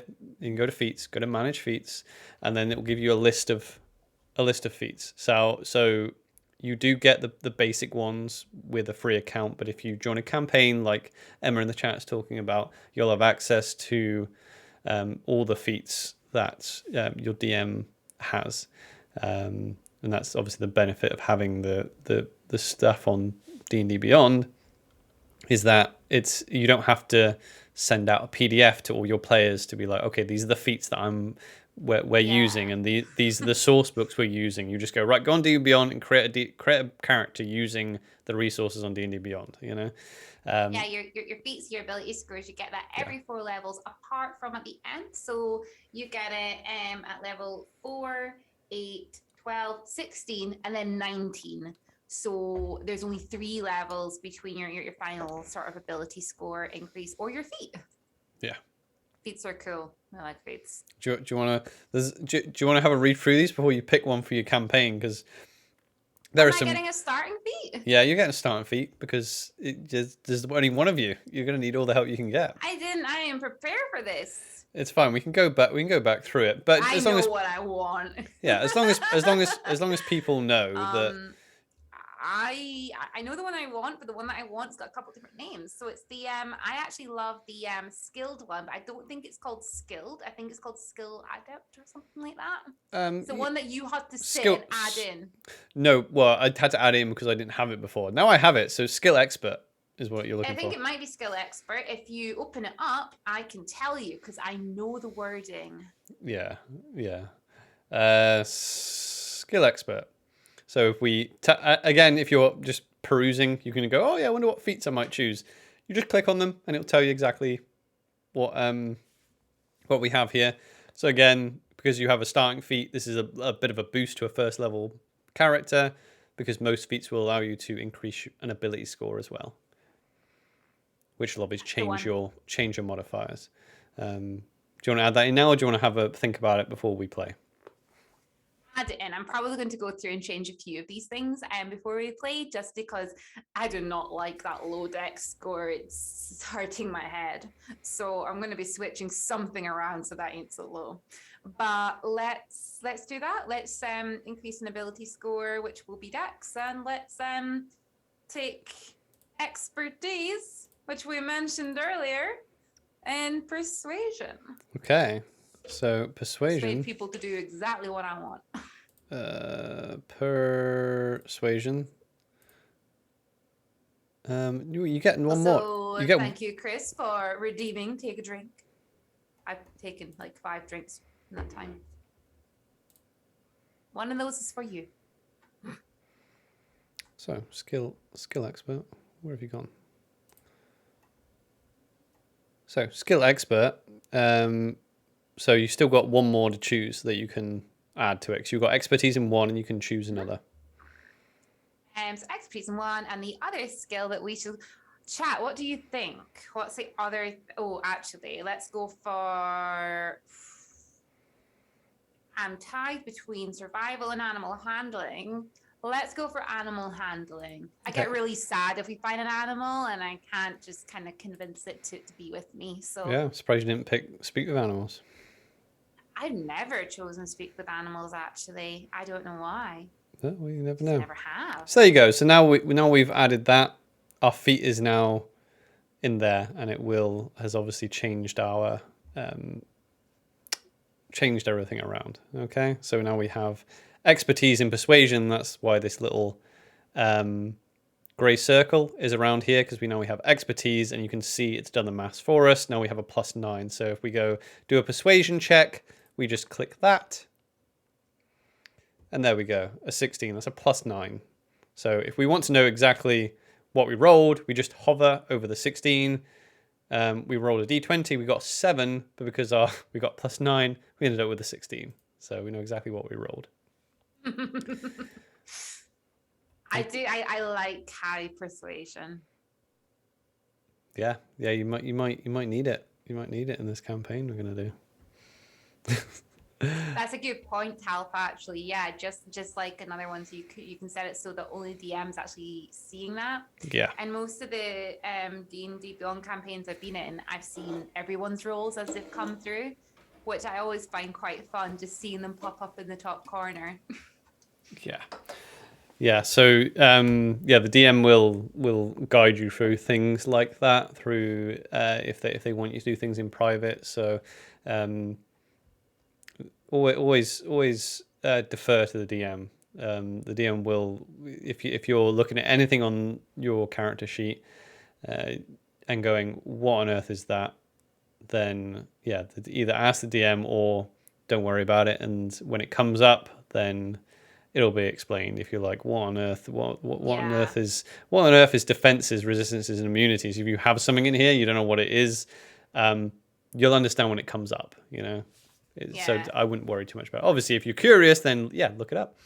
This is one thing that we can go through. So one of my favorite things about D&D Beyond, mainly as a DM, is searching stuff. So because I have everything on D&D Beyond, you can literally just type anything in here and it will come up if it's to do with the game. So say if I'm like, I need if I want a zombie on the fly, I'll just type in zombie, and it'll basically come up with all the things in D&D that have zombies. So I can go, there we go, and it's got a nice little, look at that, a nice little stat sheet that I have as a DM that I can use and go, that's exactly what I was after. So now I can view that, and now I have my zombie sheet right up in front of me, even though I wasn't expecting to have a zombie encounter. I'm like, I'll throw a zombie at them. I just type in zombie. I don't need to get my monster manual out and thumb through it to the zombie page. I literally have a zombie here, and then even if I'm not completely unprepared, I can just be like, I'm just going to roll the dice. There we go, 15 for 3 damage. So easy. It has all your stuff here. You can even put comments down here. There is a little. There's obviously a community side to this as well in D&D Beyond. People have added things. What I do like is sometimes when you go into the monster section, people have added little descriptions, suggestions for how to describe your monsters. This is more kind of DM type things. You can narrow your search down. Zombies, it's not finding anything in the compendium. We're finding stuff. Spells. Okay, yeah, it's coming up. It's coming up with stuff for zombie items. Let's see if there's zombie items. Monsters, obviously we've seen. Vehicles, forums. So guys, if you want to have fun with this, go to the Vicious Mockery style section. I love reading through people's suggestions on Vicious Mockery, and D&D Beyond is where I originally started with trying to find some cool things, and people were just putting them into the forum there. You get some really good ideas. I mean, also, if you're playing something and a question comes up mid-game, chances are someone else has asked it at some point in the D&D Beyond forum. If you've already got it there, it's much easier to then just quickly look and be like, this person's had the same problem or the same question, and this is the answer or the resolve that people have come for. Oliver, I also have the link to that. Okay. Campaign. Well, do you want to send it to me then, or where would you like me to send it to you? Just send it on Discord and Discord. Emma's got it. Here on Discord. There you go. Right. So I've sent it to you on Discord, so we can demonstrate that one as well. And So- also Talp mentioned earlier, that's correct. Yeah, like DMs can roll for you and do things for you on your sheet, which takes so much stress off you, especially as a new player. Yeah. Or even someone who's been playing for a while. I mean, RJ spent more time on my sheet than anyone else's when he was running the game because I was so new to D&D Beyond. And him being able to just go in and roll for me or look up things for me, so good. Yeah. So the joining of a campaign, so your DM will send you an invite link. So I've just followed this invite link from Emma in the chat here, who's kindly allowed this for demonstration. Let's see. You can either create a character. Here we go. You can create a character. It says available characters in the campaign. So this is someone who hasn't actually claimed this character yet. But what we're going to do, we've just made Annalise. So we're coming into this campaign. We've just made Annalise. So we're going to select Annalise. I think we can do that, right? Yeah, should be. It's taking its time. Maybe not.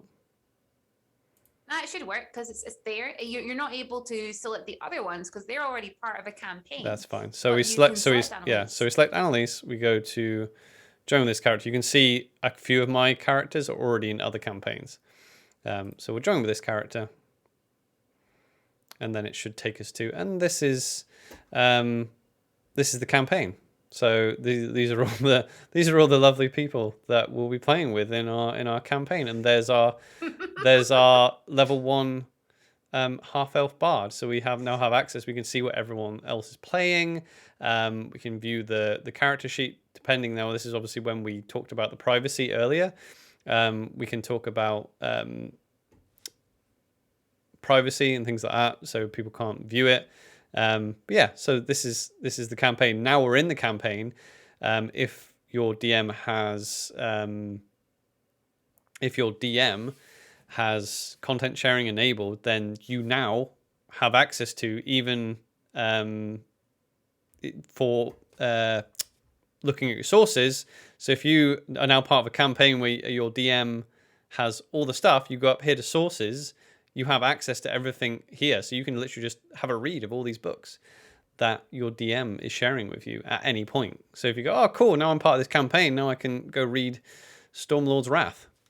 You know, you won't be able to use the stuff from them in a different campaign that doesn't have that shared, but they're sharing it with you. So that's really cool as well. So, you know, if you've got a group of friends that want to pull together and buy buy even some of the books, you know, and put on the sharing with the sharing you do have to be subscribed to enable the sharing.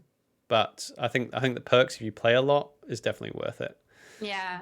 One thing that I would love to point out here with this campaign here is that Annalise was originally created to be in Emma's so Hamilton in chat, to be in Emma's campaign, and I created her so long ago, and it's the nostalgia that's coming up when I'm seeing character names of people who are still canon in Annalise's backstory and part of who she is. So that's so nice. I can see Finnan and Sigyn and Sal. They're all there. That's her family. I've run out of sauce. I've literally just run out because I necked my last one. In front of you. There's a box in front of you. Yeah, hang on. Let me hang on. Wait. we have a lot of beer here, guys. But you can also drink other things like water. It is vastly improved if you were to add things like hops, maybe some malts, a little bit of yeast will vastly improve this water. But you can still just drink water if that is what you have to hand. But personally, I do. Yay! Thank you. I do prefer beer. Might have a problem here. That's fine. D&D. This is what we do, right? We drink and we roll dice. Yeah. I don't know what was said, but yeah. Oh dear. And hello, Sauce. Nice of you to join us. Right. So yeah, time to take a drink because people have redeemed points. I'll take another drink. Yeah. So yeah. Also, one thing. So I mean, we've got our character. We've got our character in a campaign. We're obviously, if we obviously you can see there on the screen that you can leave the campaign. One thing I do want to go over as well is changing levels as well, and going back and changing things if you feel like you've made a mistake. You know, make sure you stretch, everyone. So what we're going to do is look at our character sheet again. So we're going to view our character. Stretch. That was a good reward to have. Yeah, no, most definitely. I've had real sore shoulders. I've been very conscious, especially since I've been doing a lot of speaking on camera. Very conscious of trying not to do that and crush my airways. It's extremely important. Guys, it is very important to not crush your airways. You know what I mean. I'm sorry. I'm being a dick. I know what you mean. If we want to change anything on our character sheet, yes. Including leveling up, we can go to manage next to your name, and this will take this little, bring this little menu up here. So we can change the sheet appearance. We can, you can even display it in the virtual tabletop if you've got it connected. We can go through that at some point as well. Change the name, right? So if we want to go to manage levels. Now you can click on manage levels, and you can just play about. Even if you're not changing the level, you can go through and change some of this. If you go, right, I don't really want to be, that was stupid picking that proficiency, so I'm just going to go back, and then you just click these buttons that we went through earlier, and it goes all the way through all these different things that we've done. So if we're doing levels, so we just say we've leveled up to level 2, we go in here and we select level 2 in Bard, and then it adds. Look at this. So we've got Jack of all trades, and we've got Song of Rest. So then we head off to the end again. Great. View character sheet. And now you see we're at level 2. That keeps popping up because I'm not connected to a virtual tabletop. So now you see we've got level 2 Bard. And it's some more hit points. Yeah, we've got more hit points. We don't have more spell slots, but we should have more spells to learn. So we go to manage spells and add spells. Now we can learn. Slots. Yeah, so now, we know more spells. So now it tells us, there we go, we can learn more spells now because we've leveled up. Yeah, we should get another first level spell, I believe, and we now have 3 spell slots. The other thing we can do, so if we go, right, okay, we want to manage levels, say we've leveled up to level 3, and you want to multi-class, and your DM allows it, you can go down here. So we're on the class section of the character builder. You go down to where it says add another class. We click this. Right now, D&D Beyond is telling us, it's figuring out for us. So it knows we can't take Bard again, obviously because we're bards. We can't take Artificer, Barbarian, Paladin, or Wizard, because if we want to be a wizard, our intelligence isn't high enough to be a wizard. We can take. To know what we can take. We can better take Monk, right? Yes, we can take Monk. Exactly. So we go, right, okay, we're gonna take. So we've taken two levels in Bard. So we want to add a first level in Monk, and we just add class. And there we go. So we go class features. There's no choices to be made here. Sometimes there will be choices to be made, but then it tells us everything we've got. And all we need to do now is go head to the end, view character sheet,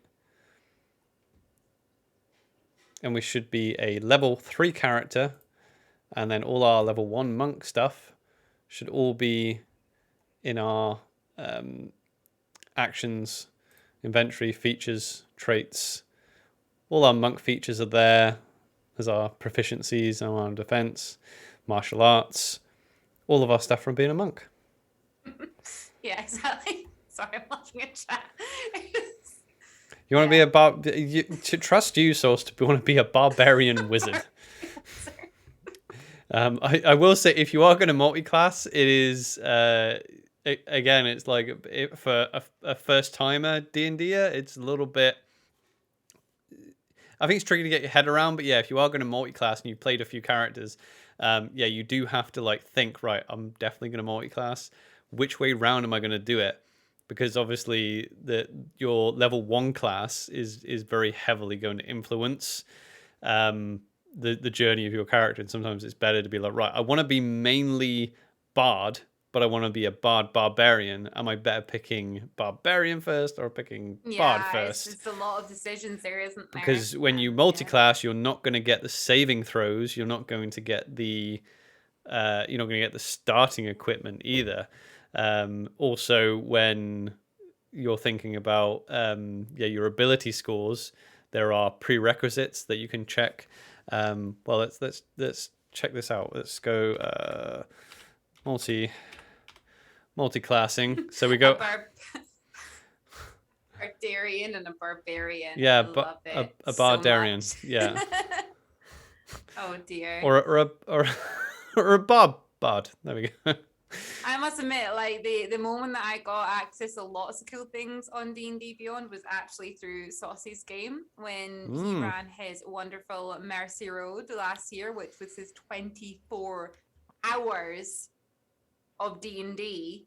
Yeah. Which he did this wonderful charity stream, and we all got to quite a few of us here got to actually partake in that. I know that I did know that Emma got to play in that, and that was incredible. And that was when I first got this experience of seeing all the options on D&D Beyond, because I had no access to anything before that.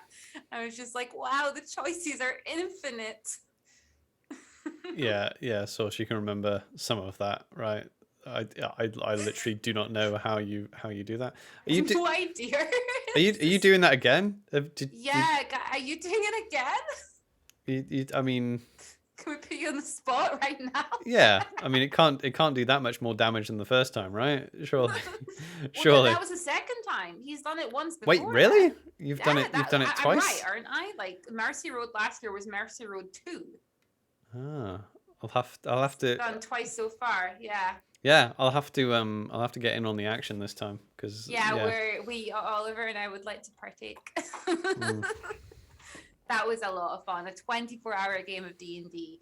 I could not play 24 hours D&D, and I have no idea how Sus was able to DM 24 hours of D&D with different groups each time. And I was one of the last groups that you did. I think was I the second or third last group. And you were just I'm curious, Source. Did it get like did it get like that way like running a marathon or running a long distance where it got like it was hard and then it was easy and then it got like hard again and then it got a lot easier? was it that way that you just get into a fever? Because that's what I imagine. I imagine if you're DMing for that long, you just get into this kind of like fever dream of just being like, oh, went over the 24 hours. Because I remember you and I sitting and watching, being like, he's still going. It's over 24. He can stop at any point now. I do remember that. Yeah. Was it not by like 20 minutes or something? I have a weird memory for these. Well, because you were near the end because of our time zone. It was like early afternoon. I remember. And Emma was after. Yeah, I think. Yeah, Emma, you were in that last game, and I remember. I don't think Source. Did you know how to stop? I felt like, because I think I said to you, I was like, he's still like winding down. I don't know if he can actually stop after going for that long. Sourcefire says it was easy, then progressively difficult. Then we got a second wind. I bet. I can totally imagine getting to like the 6 to 8 hour mark and being like, oh no, and then carrying on and just going for it. So. Yeah, Emma, you were in the last game. No, I do recall that, Robin. I do recall sitting like watching those last two games because you were obviously in the last second from Yeah, last. Evan and I were like back to back, and we were just And like, I kind of had it on, and I remember when Sorshu were winding down, I was like, he's still. I don't know if he can stop. So, mm. he stopped a minute early. Make sure you're well over 24 hours for the next one. Oh, right, yeah, that makes sense. Yeah, break, yeah. Because I know that would probably be me. I'd probably get to that point where, especially if you've been talking for 20, like DMing for 24 hours and storytelling and being the MC and not being able to like stop at the end, being like, all right, okay, and going over that point and not wanting it, not being able to shut it off. But yeah, no, if you, when you do it again, Source, yeah, we'll support. And if anyone's not heading over and subbing to Source's channel, go over and do it now, so you won't miss all that. You won't miss it all. You've got to come and see this when it's running again this year in that case, because honestly, it is just the most incredible thing ever. Honestly, I've never come across a game like that. And not only the fact that it was 24 hours and poor Sauce must have been so tired, the fact that when we came on and we did our little like pre-meeting break just before it was our turn, it was as if you were just like, brand new there and ready to go through everything, and you were there to answer all these questions that we had. And I mean, for myself, I hadn't done much in the way of streaming. I was really nervous about being on a stream, and you were just like, this is fine, let's chat about this is all good.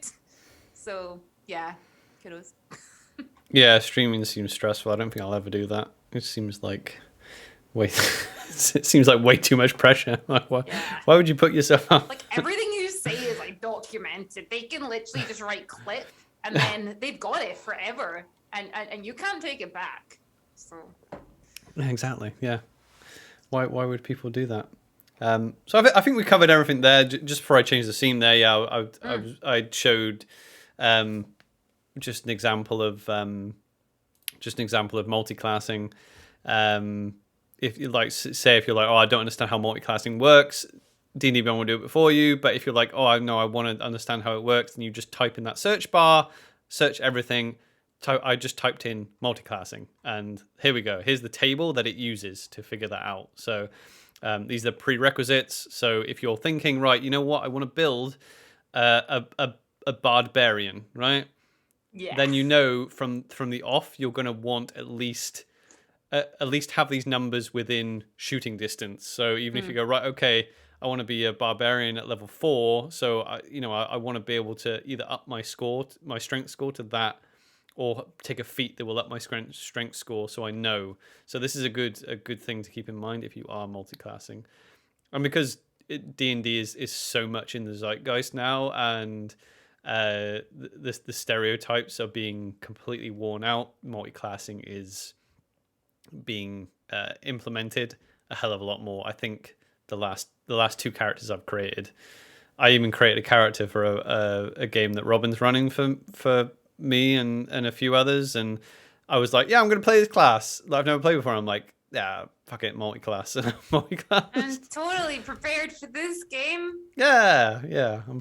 I was like, I'm going to take two in Artificer, and I was like, you know what, I want something from the Ranger a class, so I was like, I'll just throw a few Ranger in there. Honestly, guys, my first ever time DMing for like an actual big, like decent sized group of people, and I've got freaking someone playing a bloody Cobalt, I've got Oliver playing an Artificer, I've just come for everything, and I'm like, this is fine. Yeah, I mean that's I know what I'm doing. That's definitely a topic we can talk about. Is DMing for the first time? I think that's I can talk to you all about DMing for the first time.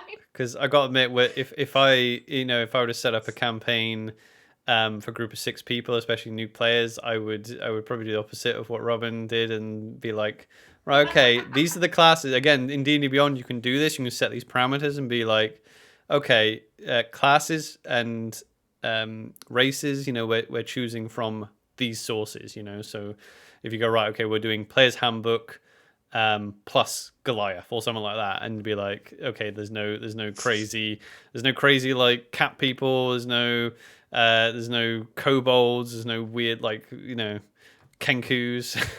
Okay. He's a kanku. He's not a kobold. He's a kanku. It's even worse. Yeah, I was just about to say who is. Yeah, he's a kanku. Sorry, so much attention paid so far. He's a kanku, not a kobold. It's fine. I'm just like, yeah, play what you want, do what you want. It's fine. I just want to. I think it's, and this goes back to what you were saying last stream, Oliver, when you said about the fact that if there's a game that you really want to be in, or your perfect sort of game to be in doesn't really exist, you end up running it. I want to be in a dinosaur heavy game. I love dinosaurs, and that's all I want. So I am running this dinosaur campaign because I just want dinosaurs. So yeah. Yeah, I tell you what. See, Talp gets it. So look what Talp's just written, and that's what I said to you, right? Yeah. So yeah, Robin has said to me, "Oh, I've had that mentioned. I've had that said to me several times now since then." Yeah, I was like, Robin was like, "Oh, I want to run a dinosaur." I'm like, "Oh, you could run like a choke game," and you were like, "Oh."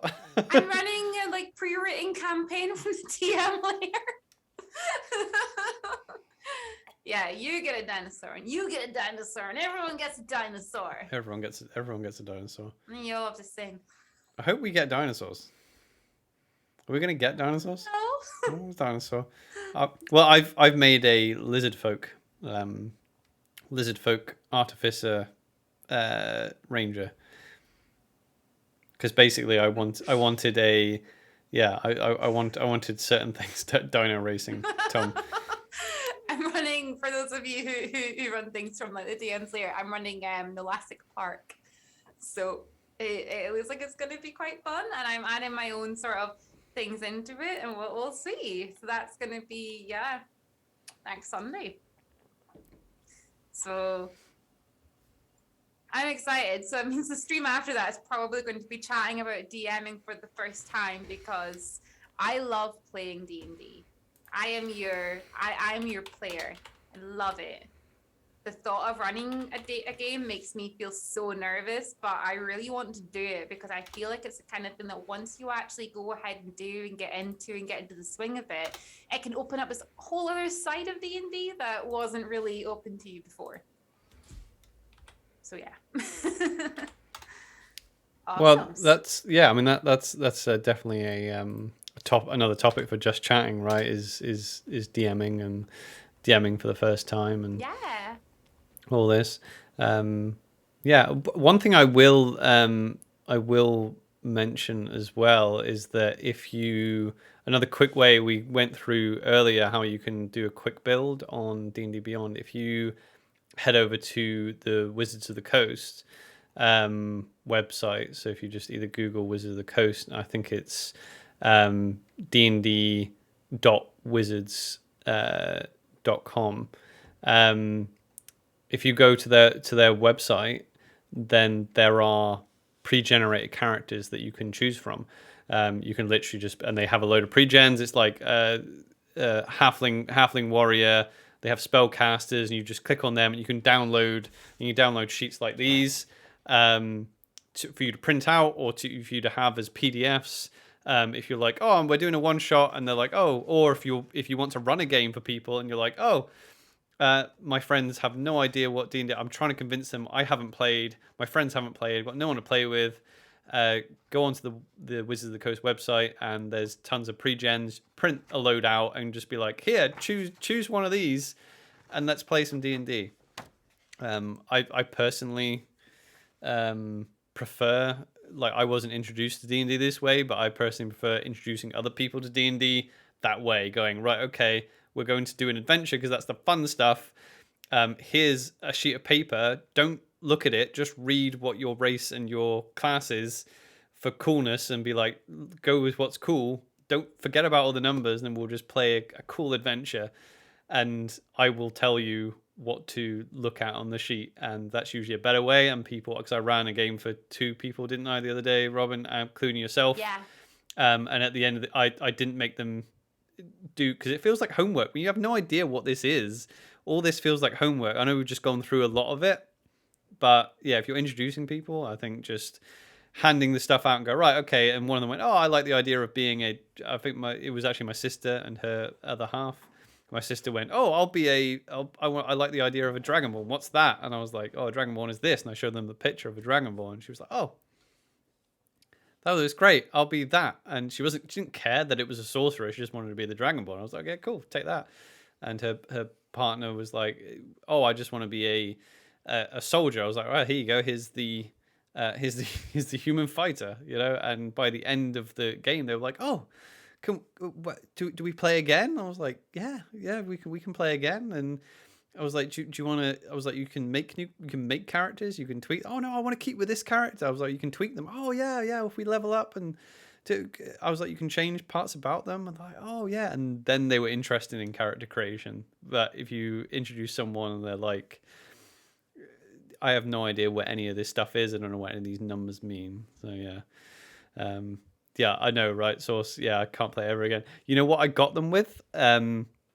I really got, so my sister's partner is into board games, so I knew they'd be receptive because my sister and her partner, fiance now, they're really into like their board games, and I've never played a role playing game before, and I knew I'd kind of hook him because they went into a dungeon, and the party. There was a riddle, a clue, and they did not figure it out. And so they decided to save the person they were trying to save, and they went, right, we'll go back to the village, and the session ended. And I could see in his face, I was like, I've got you hooked, because at the end they were like, oh, what? So was there something to find? And I'm like, we don't know. The pain, honestly, he was like. It's like, Robin, can we go back now? Yeah. Can we not go back and find out what happened there? We could go back. And I'm like, yeah. I was like, if you want to go back, you can go back another day. And what was behind there? But I couldn't figure out the clue. Was there anything? I don't think there was. Was there anything? Was there something? And I'm like, there could have been. Yeah, there could be something. Yeah, there was maybe a clue. Then maybe it wasn't. There maybe was a secret door. Then maybe it wasn't. Yeah, and I knew that I just had him hooked. Yeah.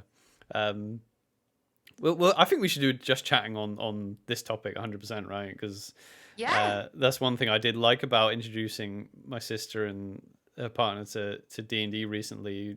As a DM that's played for a little while, that is a magical moment of like seeing, especially those two actually, because they're very board gamery, and they're very like rules, like my character can my game piece does this, and these are the rules, and there is an end, there's a conclusion each time. Yeah, done. Yeah, when you see that moment of like, oh, there's like so many avenues you can take, and one of the things was when there was a goblin, and the goblin decided to run, and they were like, wait, what, the goblin's running? And I'm like, yeah, why would it stick around? And it ran. And then my sister, who was a dragonborn, went, oh, can I use my breath? And I'm like, yeah, of course you can use your breath. And I described how this goblin, like, dark, because it uses its disengage, its bonus disengage action ability that it has to, and I was like, yeah, it just goes between your legs because it can disengage from you, but it could only reach like within like 10 foot away from her. And she was like, can I use this breath thing? I'm like, yeah. And then I described how she used her breath to like completely, because she picked like a silver dragon, silver dragonborn, and I was like, your breath, bursts out and it freezes this goblin, and it had just been vicious mockery, so it was like, nah, like this, and it had this like anguish pain from the insult, and I was like, yeah. And then you turn around and you spray this cold breath upon it, and it's just frozen in this thing, and I could just see like the magic happening, and that they'd never, this is a completely different game to what any game they played, and it just, that there was that moment where I realized that they were having fun, and that was just an awesome moment. Yeah, no, totally. Awesome. So what do you think, Oliver? I think we've covered everything tonight on our character creation and how to use D&D Beyond. Yeah. Should we do a little raid and say goodbye to these lovely people? Yeah, sure. So thank you for joining us, everyone. So for the people that weren't here at the start, we were creating a character for Robin to play in a campaign that will be starting. There's a few things we need to sort out brand-wise before we can give you a solid date of when we're going to be starting the campaign. The campaign is going to be focused on one-on-one, so 2-player Dungeons and Dragons. It's going to be a campaign I will be DMing. My lovely wife Robin will be a player. So we thought we'd do some character creation for this campaign. We're hoping to maybe do what we're going to do is we're going to do a session 0 between Robin and myself, and then we're going to do maybe a post session 0 as well.